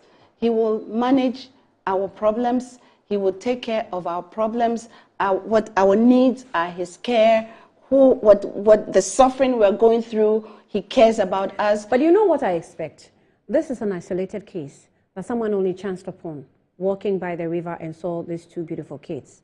So it was an opportunity for us to know what was happening somewhere in some forest. I'm sure that most of the members of parliament or local governments have ideas about what's happening in their own local communities when it comes to children of this age crossing rivers, like what I read about the Wager. So most of these MPs, MP, assemblymen, the DCs, should expose these issues, especially with younger children, so that they are tackled en bloc. That is not just this isolated case that we're going to solve. No, we have most of them in the small communities. Exactly. So, for instance, I can talk about my constituency. We have a village called Achiasi. There's a river. It's almost the mouth of a river called the Win River, W-H-I-N, Win River. Galamsey has destroyed that river. So the children in that village, they had to bring them out of the village so they can go to school. But because we knew that they didn't have water, we have recently sunk a borehole for them. That is now providing the water so the kids don't have to leave the village to go and live in another village and go to school somewhere else. So these are some of the things that we are doing from the bottom up, and to hear or to see that President Mahama from the top up is swiftly responding, for me, is the best reassuring news I have heard. And I can also let all Ghanaians know that President Mahama is here to take the job on. He's here to reset Ghana and set Ghana on the right trajectory from where we have been, so that in the next 4 years, Ghanaians will have the respite that we all need. The economic hardship will be reduced, our healthcare system will be fixed, there will be no corruption or as much corruption as we just witnessed in the last government, and his ministers will be respectful, there will be lack of arrogance of power, you will not hear us ranting and raving. Yes, using our robust code of conduct. So I'm so happy, and I'm glad, and every day I pray that God continues to bless President Dramani Mahama so that he can make some of these decisions, swiftly answer our problems, and set the country in the right direction. I'll take a break before Laratu will comment on this, but let me read this. Laratu, this is coming from Prosper Ashikwe. He says that, Annie, tell my sweetheart Laratu that her move is very strategic. If she likes, she should stay on. Or if she likes, she should go and see. She's been frustrated like Oshin. I don't know who Oshin is, but she wants to endure that, so that she has to run away. It makes sense. Laugh out loud. In fact, I cannot even understand. Let's go, Prosper. Whatever point you want to make, please come with straight English. Ichubafo says that good morning, Annie. Good morning to my sister, Professor Grace. As well, and last but not least, good morning to Laratu.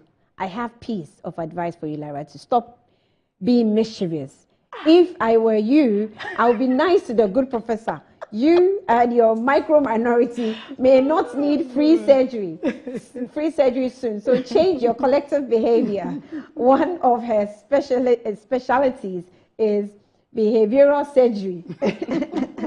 I'll do a lobotomy. She actually says that your past behavior will inform your future.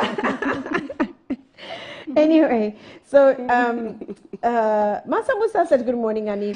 I had hoped that discussion on this very important issue of health deliverance in the country wouldn't degenerate into partisan arguments. What happened to others when ex-President Akufo-Addo was delivering his SONA address was nothing short of disgraceful. And to think that the incident of an ADC collapsing in a heap to the floor, and the rough methods used by persons present to cut the sick person away, all in the clear view of the world media lenses. Until this new MP, Dr. Grace Ayensu, reminded us of the episode, it looks like Parliament and the rest of the nation had forgotten. What a shame. My greetings to both women in the studio and whom I had privileged to interview. Thanks to you, Mansa Musa from UK. Oh, have you spoken with Mansa Musa before, Laratu? Oh, wow, that's interesting. Mansa Musa, I think you go far. So, Gaiji says that, Ghana, this video is disheartening. So the MP for Lower West Akim didn't have a stake in the situation earlier. It's a question. I mean, how? You know, and all of you who have children, you just imagine if your child finds himself in this situation. I don't think that is acceptable. So, Annie, the NDC has a lot to do with the kind of things we're seeing. The NPP have left a huge mess. So, Alhaji Haruna Shaman Center in Ambassador Sampiale says that Professor Grace is perfectly right. Do you remember that last year you showed on your screen children crossing the Wager Dam by climbing the barbed wires, but the president said nothing and did nothing. So this is a change we voted for. Hey, Laratu, good morning. Well, Ambassador, I understand that and I appreciate that, but we want to see something more. He's spoken about it. It's a good thing. It means that he's listening or he's watching around. His lenses probably are everywhere. I want to see some action taken immediately on block, not just on this isolated case, but on block. Then we also have Annie. Musa Bato says that, Annie, the utterances of some MPs, especially the micro-minority led by Afenyo Marking and Anodompre, are doing a great disservice to our political discourse. This is a peaceful and cultural diverse nation, and our leaders must uphold these values rather than create unnecessary confusion for their selfish interests. Politics should be about progress, not division. Now, they must remember that Ghanaians are watching, and we will not allow reckless rhetoric to undermine our national unity, you say. The NDC, okay, I've read this one. I have more, but let me just quickly take a break so that I can allow Lara to make a point on this, and then we'll go to Parliament. We'll be back shortly.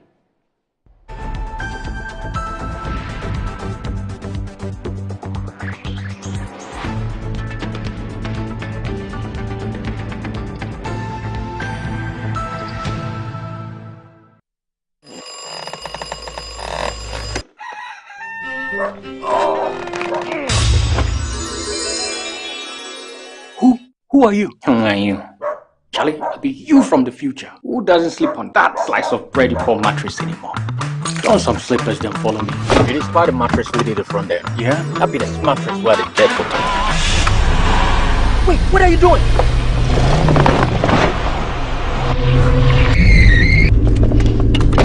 Wow! No damage at all. Not only durable, but also super comfortable. Come on, try it.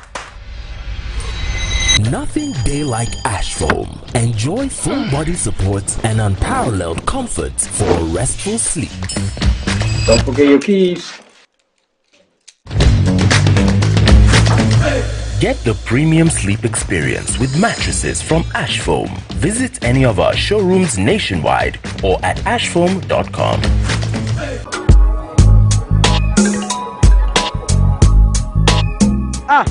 Customer. Adana, who say? Malaria been actually me, man. No more brand, man. So still. One of give us. Give us a solid. Yeah. Sorry. What rest of so give us here and tum down. What's over that song? But for me to give us the and tum down. Give us about me, sir. Me patron the and tum down.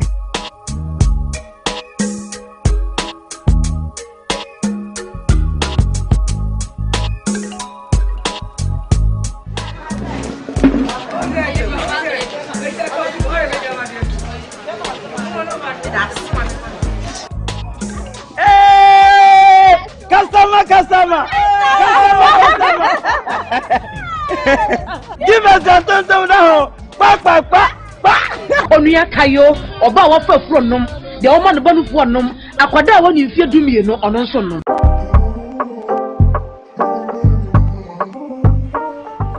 This is Coastal Park, a well-demarcated gated community carved out to host your residential and commercial properties. With a minimum of 40,000 Ghana cedis, you too can own a piece of the serene site. It's just 50 minutes drive from the Central University College, as well as just some 5 minutes drive from the Ningo Senior High School. More so, just in case you live somewhere in Adam and you want to take that excursion to many of those areas along the Volta estuary, this is the right property for you to invest in. Great news from Estate Masters Limited. We're running a 10% discount promo on all sites to celebrate our 10th anniversary. Join in the celebration by becoming an Estate Master.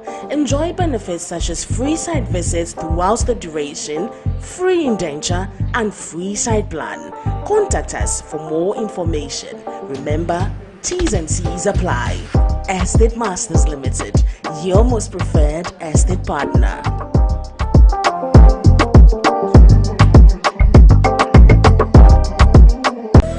You're the answer to my prayers. You're with me everywhere. You're my angel, miracle. You're all I need tonight. Give me shelter from the rain. You breathe life in me again. You're my angel, miracle. You're all I need to know tonight.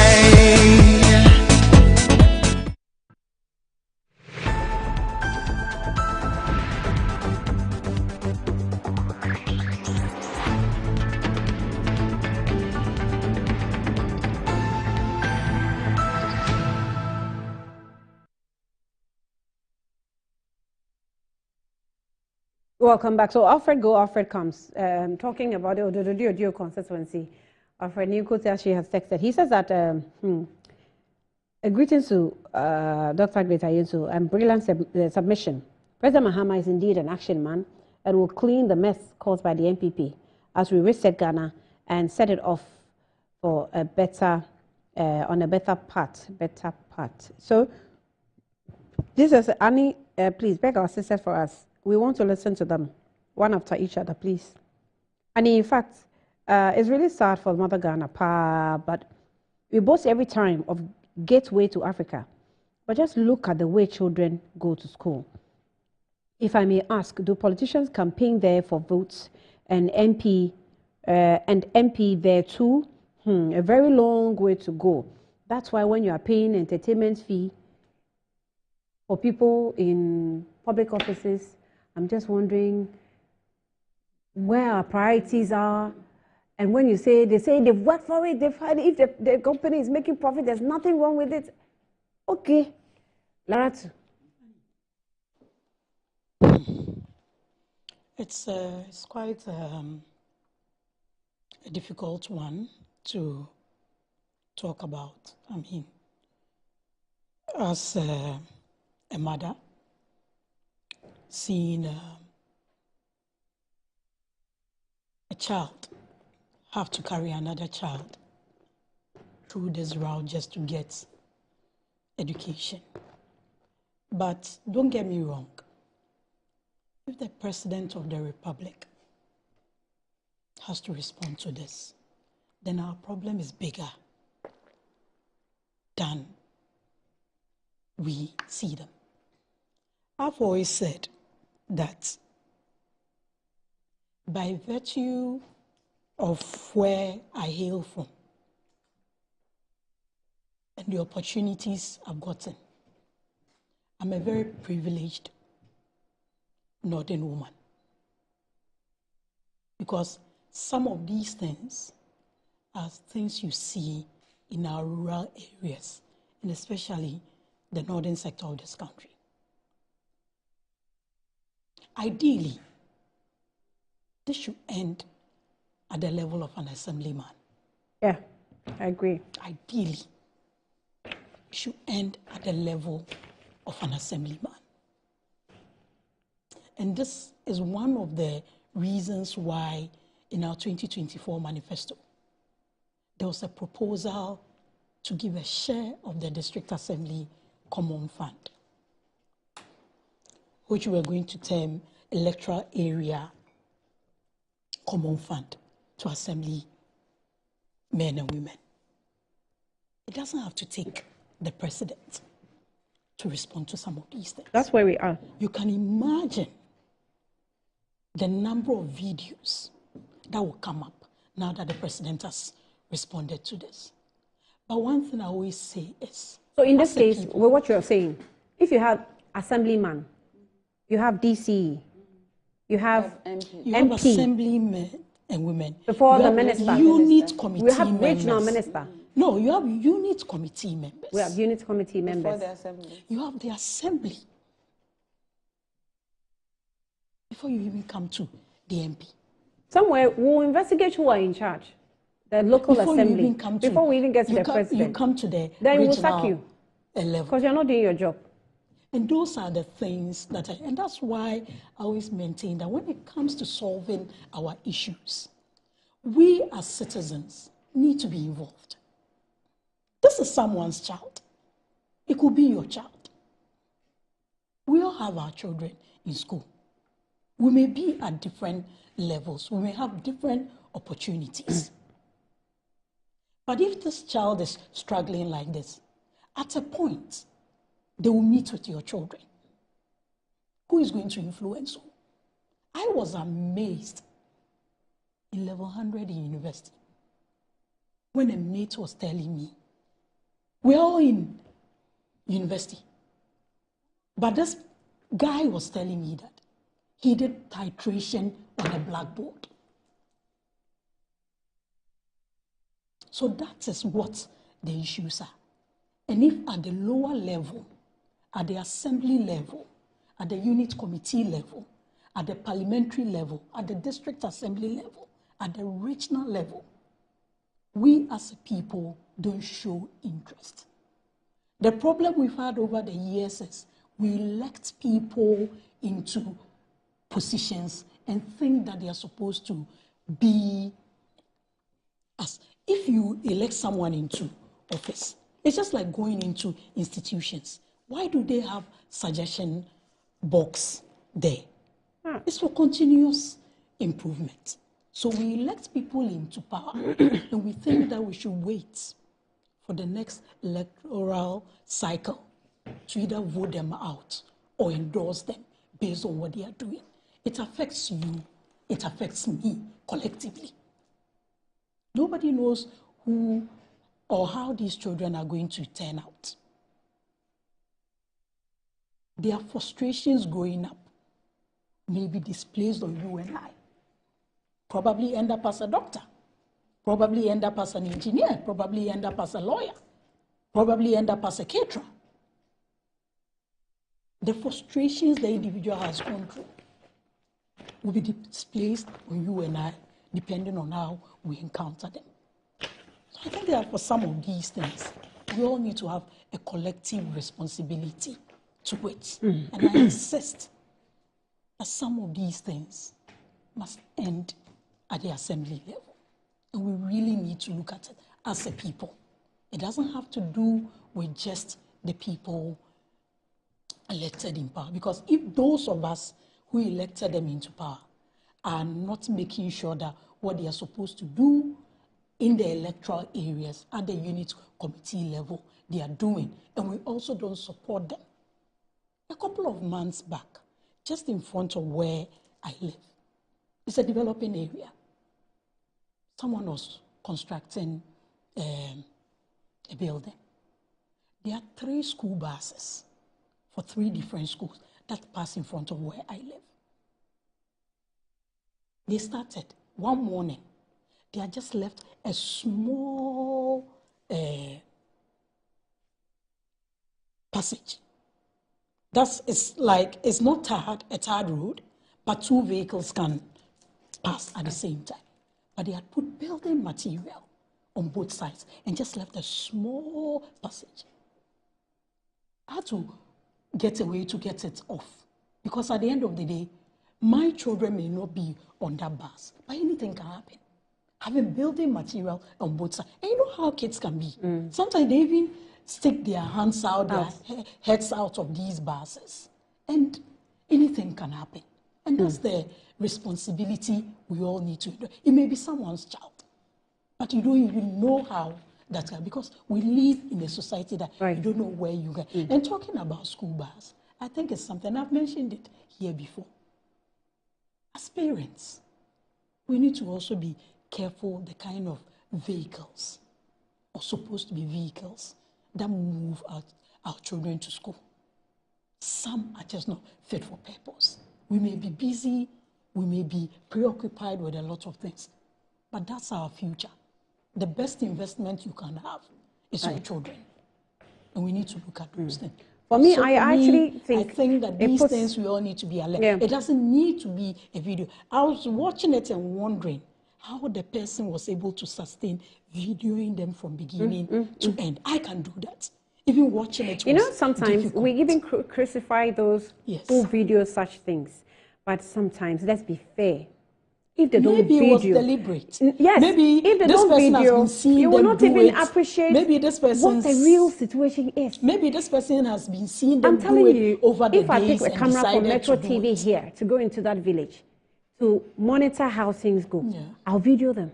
No, what I'm saying is probably this person is concerned, has the mentality that he can't. You know, that's what I'm saying. That's exactly what I'm saying. But so let sometimes me put we it just on have social to give them media. props Someone that, it doesn't have to get to I mean, that. we have to anyway. But it was difficult watching. Doctor, but we need to but look at if this person is not there, if this person were not to be there, that's how the children were going to cross the river to the school anyway. These things shouldn't get to the presidential level. I think even at the regional ministerial level, it's gone far. So, Doc, you see the pressure it puts.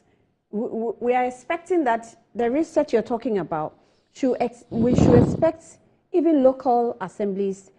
Professor Kwame Nahoy said something some time ago. Was it Kwame Nahoy? Yes. About He's the voting. local government person. Thank you. The one who wrote the book on Thank local you. government. And he said if you vote, we allow people to vote for local governments representatives. We will vote for drunkards. To be honest, I got a different interpretation to what he said. But because of politics, it was taken out of context. And I know, because sometimes when you are in the village and there's this village champion, It's a loud person. he has nothing, no knowledge about governance. He has no knowledge about how students should be carried or, transported from home to school and back home and all that. But because he's a village champion, you go and vote for the person. No, but Annie, in that context, Annie, sometimes these village champions are more of the influencers. I get it. They may not necessarily I get it. understand I understand. governance. I appreciate but that too. They'll be able to rally rally and get people all the around. resources together. So it depends on the I context appreciate that too. and what the strengths But you see, of the then person it means that what we want to do is to focus on those people. If we really want to make them government representatives. Annie, the last government we had, most of these systems broke down. That is why we are where we are today. Local government systems work. If it wasn't this whole nepotistic family friends, I'm bringing this, I'm bringing my 200 of my family members to infiltrate institutions, that is what has broken down most of our institutions in the last 8 years. It looks like it will break down No, again. but this is an unfortunate It looks like it will break statement down for again. You know Prof why I'm to be saying making that? at this time. Moving forward. You know why I'm saying what I'm saying? It will break down again. Because on the vetting committee, we heard clearly Afenyo Makin, who said that you guys do protocol lists. Whenever ministers are appointed, there are protocol lists. And he was warning ministers, he was vetting, that the fact that I'm grilling you doesn't mean that if I bring my protocol list, you are not going to, give me attention. Clearly, I'm confused. telling What us does you're that got to confused. do with You the didn't local hear. government? You didn't What does hear. that got to do with No, the she's- local You made a government? point. When You made a point. she So the point doesn't- I'm making is that moving forward, the local or the district assemblies will work. Yes. I'm an MP for Esikado Keten constituency. Every time I go back to the constituency, I meet with my assembly members, not just the assemblymen themselves, but the unit committee as well. Because I want to know what is happening in each zone. We have 12 electoral areas. Any problem that arises in the zone, I'm expected to know, and how best can we fix it. I'll give you a good example. We have a hospital, right? It was a CHIPS compound that didn't have didn't have light for 13 years. It was brought to my attention, they have light now. Soon after the light came, maybe 5 years later now, I just got one of my assemblymen called me and said, that clinic has no running water. Because of that, they have stopped deliveries for the last 6 months or so. So it has come to my attention as the MP for that area, right? So what do? I send people to go and evaluate it. We are doing a borehole, buying a new pump for them by the end of this week. It was the unit committee members who brought it to my attention. But if you say the assemblyman is there. Meeting? When were these The system broke down when the previous government. You are meeting them and you are saying the previous government decided consistent. to infiltrate all of our institutions and make things not workable. They were filled, and we were all here for the last 8 years. But moving forward, Ghanaians have spoken resoundingly. So we are not even here to relitigate the issues. I'm talking about the way forward. President Mahama has responded. The local people, the minister, the assembly, they are aware of the problem now. And President Mahama has reassured Ghanaians that he is going to act on it. So this is actionable information that he has, and he's going to act on it. Like I said, he's an action-oriented president. We are resetting Ghana in the next 4 years.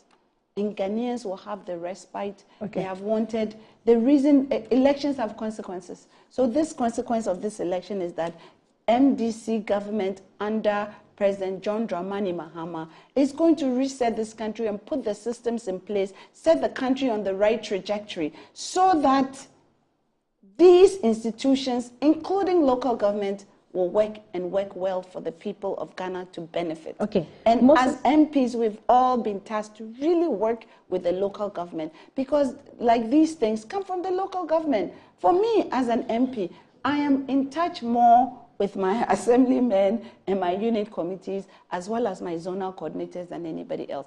Every opportunity I have, if I don't call all of them in a day, in the next week, I would speak to each one of them, because I'm trying to find out what is happening locally. Okay. Okay. I got one message from last time that the Fisher folks were looking for.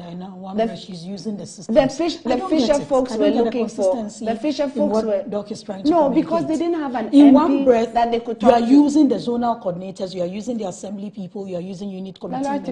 In another breath, it's broken down. Can I finish? So what are you using? The problem I'm saying is that the assemblymen didn't have people like the MP and the but that's a matter of approach and individual they couldn't leadership. go to them. Now leadership has changed, and because leadership has changed, we're going to do things differently. Reviving the system. Exactly. Okay. We are reviving the system. Okay. We are resetting. We are resetting the country. We are resetting. We are resetting the country. The previous president. No, she was referring to her. Thank you. The previous president. Lara, you can have I a different finish? approach to leadership. Annie. Maybe your approach, someone may have a different approach. Okay. But if you say the system is broken the down, previous yet you are mentioning assemblymen who were voted in 2019, the previous president would not have responded. So those systems are there. Maybe Let's not go. going to be as efficient as you want them. But those systems So are there. good You morning, don't sit there and say they're broken So down. there's a Yet you are problem that's using being them. brought to our attention. I live in Weja, Bawe constituency. The Malam overhead bridge heading towards Kaswa has been so bad for months now that vehicles have to move slowly to avoid breaking down. The metal joints are exposed and protruding to the extent that the bridge shakes when big vehicles move on it. Those who know avoid the bridge entirely. Highways have to move in before a disaster occurs, and lives are lost. Moses Bedi is sending this from Bawe. I'm so grateful for this message, Moses.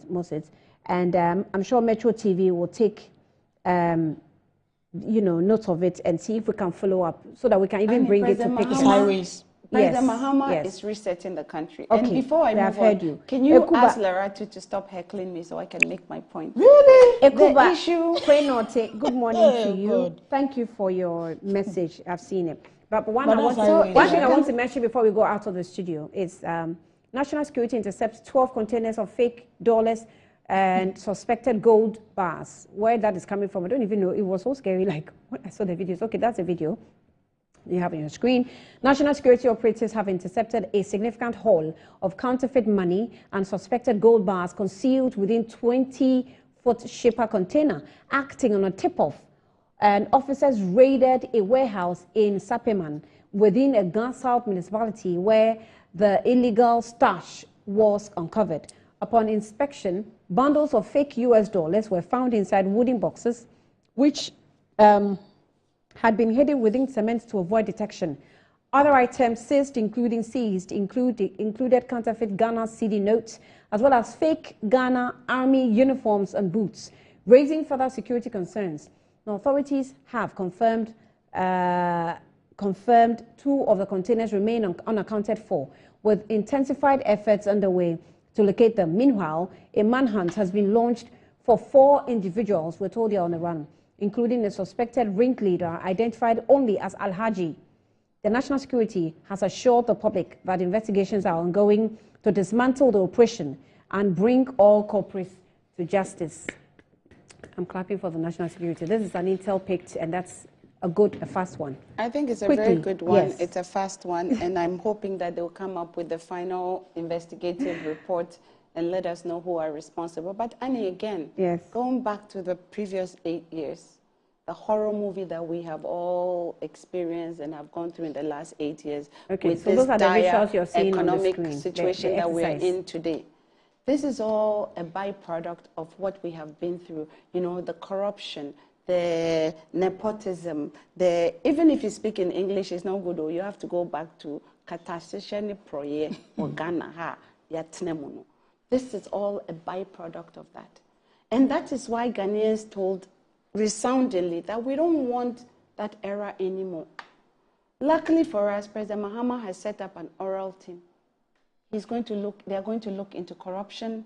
They're going to look into some of these cases, and the culprit will be brought to book. That is This what video, you Ghanaians know what wanted. it reminded me of? This video reminded me of a gentleman who videoed himself in a room, sitting on a stash Remember of that, yes. money. The guy suddenly died or something. Yes, he died. Yes. I think a week or two after. Exactly. And he was sitting on some 200 notes, 100 notes. I mean, this is all And we didn't see the rot, I don't even know what other words to use, that we have sat through and gone through and experienced, and the economic hardship and the stress that they have put Ghanaians through in the last 8 years. And of course, thankfully, Ghanaians have made the right decision. President Mahama is the president of Ghana today. He's going to reset the country. We're going to put the country on the right trajectory. None of his ministers will be involved in this kind of activities. We are not going to be corrupt. We are not going to be speaking, you know, that whole arrogance, that whole to me. Remember what's that guy's name?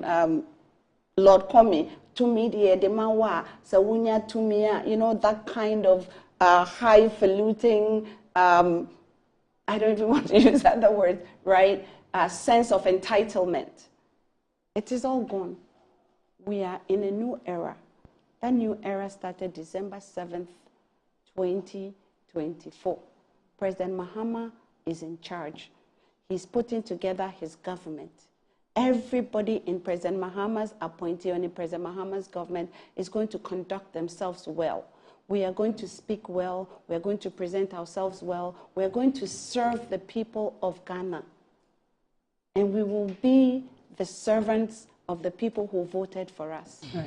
Okay. We are reassuring Ghanaians. Okay. President Mahama is an action-oriented man. He will get the job done. Ghanaians to be reassured. Nobody should panic anymore. The panic is over. They will do an investigation. They will find out the culprits who are involved in this activity, and they will be brought to book. I don't know Chris from whether- Astrology. I don't know whether I've seen your message. I don't know whether Prof. This is what Chris is saying. Yes. He says that, Annie, it's early days yet, but you can see the reset agenda. The Lara too must reset her own orientation to avoid another political heartbreak in the future. Honey, Yes. I don't know whether Lara too is heartbroken, so we should accept it. Prof here is trying to edit or reword President Mahama's inaugural speech. Probably, maybe because she's still lobbying for her deputy ministerial position, she still hasn't settled. Did she tell you she's lobbying? Don't Did mind she her. say yes or no? Oh, the When I answer asked was her, resoundingly no. she didn't. You know, so President Mahama will make the right decision by the way. Prof, you spoke about. He will make the right decision and pick the right spoke people, about and we'll me all not support him. interjecting. So if you can let me have my And time. we'll all support him in She his said she's not decisions. lobbying. I don't. Maybe when He'll make the right she decision. succeeds, maybe she'll settle and know that they are at the helm of affairs of the continuous building of the Republic of Ghana. She's sitting on a borrowed seat as a member of parliament. She has to be more endearing than divisive. There is no campaign after elections. You need everybody. That is why you are the member of parliament for Esikado I Keita, am. not NDC member of parliament for Esikado Keita. You are for the people. And same as His Excellency, the President is the President of the Republic of Ghana. There's no campaign after election. If you think anybody that did anything untoward in the past administration, there are laws and other regulations that can cure those things. You said all sorts of things If after 1 month of being in office, you are still talking about reset, when that is what you told Ghanaians, and they gave you the victory that you have. If you're going to continue talking about the past 8 years, that's your cup of tea. But what I know is the people of Ghana were promised, including all of us, whether we campaign for you or not, as long as I pay my taxes, as long as I'm a citizen of Ghana, you have the responsibility to fulfill the promises you made to this nation. If you're going to spend all your time talking about what happened in the last 8 years, that is up to you. We are on track. But if it's taking you, what? We are in the 2nd month to still be talking about the reset. And don't also forget that His Excellency the President is not new to presidency. So expectations are higher. How long should it take them to talk about reset? Come again. How long should it take them to talk about reset? How long does it take for you to reset your phone or reset your to reset my phone? Your things. 10 minutes. That's why we said it doesn't. You're coming to build on what is already existing and make it better, or should I say improve on it. But if you are in a 2nd month, you are still talking about reset. That's them. All we want them to do is all the problems that they enumerated, all the things that they thought that there. But if at this point, the president will be responding to things that an assemblyman has to be responding to, then this is going to be an interesting reset. Oh. We can only wish them well, because if the country develops, it develops for all of us. If it doesn't develop, it goes against all of us. But as an MP sitting on a borrowed seat, which he knows, because out of 76,000 voters, you secured some 26,000 of it. She's sitting on a borrowed seat. She must be more collective, like the president himself mentioned in his inaugural speech. It's going to be a collective building. You're sitting in parliament. So if the president says it's going to be a collective building, there's another side. and he responds to a video side of that nature, you say he's responding to an assemblyman's That's video. why I said, don't get me wrong with that.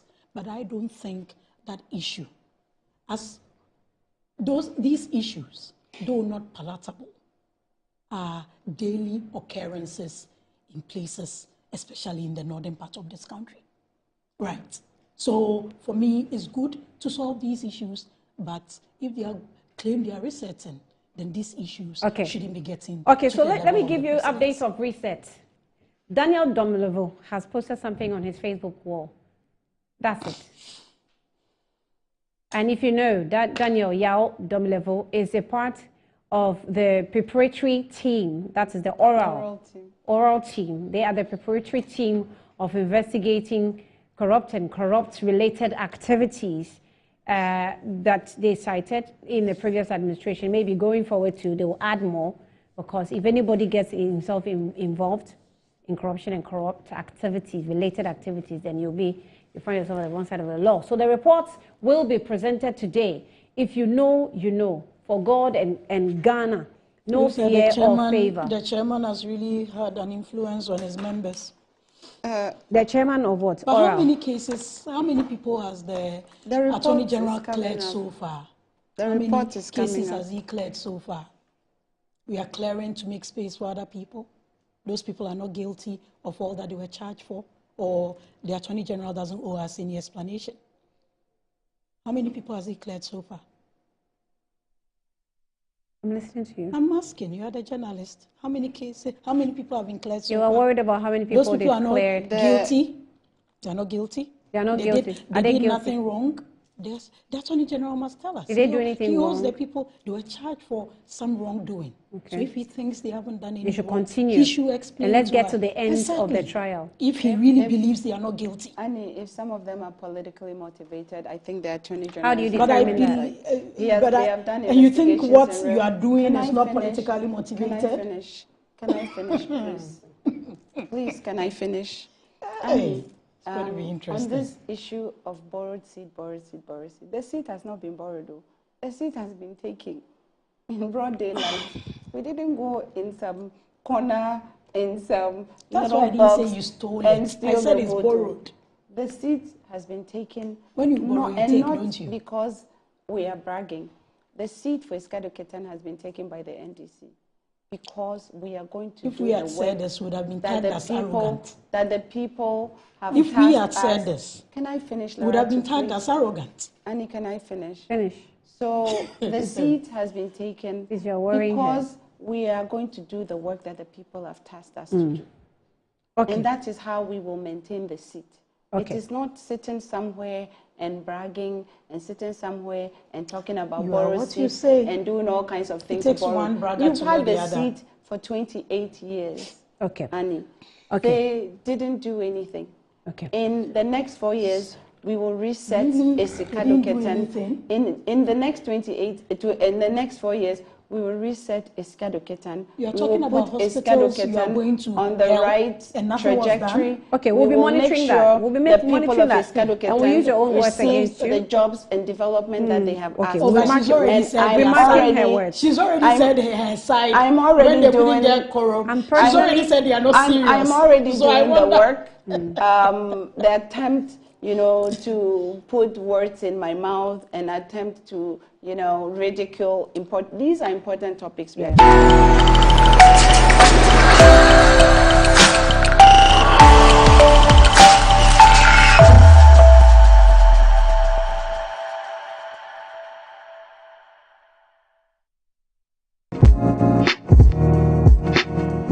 IG Live Metro TV is coming with the gist. Yes, my name is Helen K, and I'll be coming to you live on Metro TV's Instagram page on the gist. So tell me,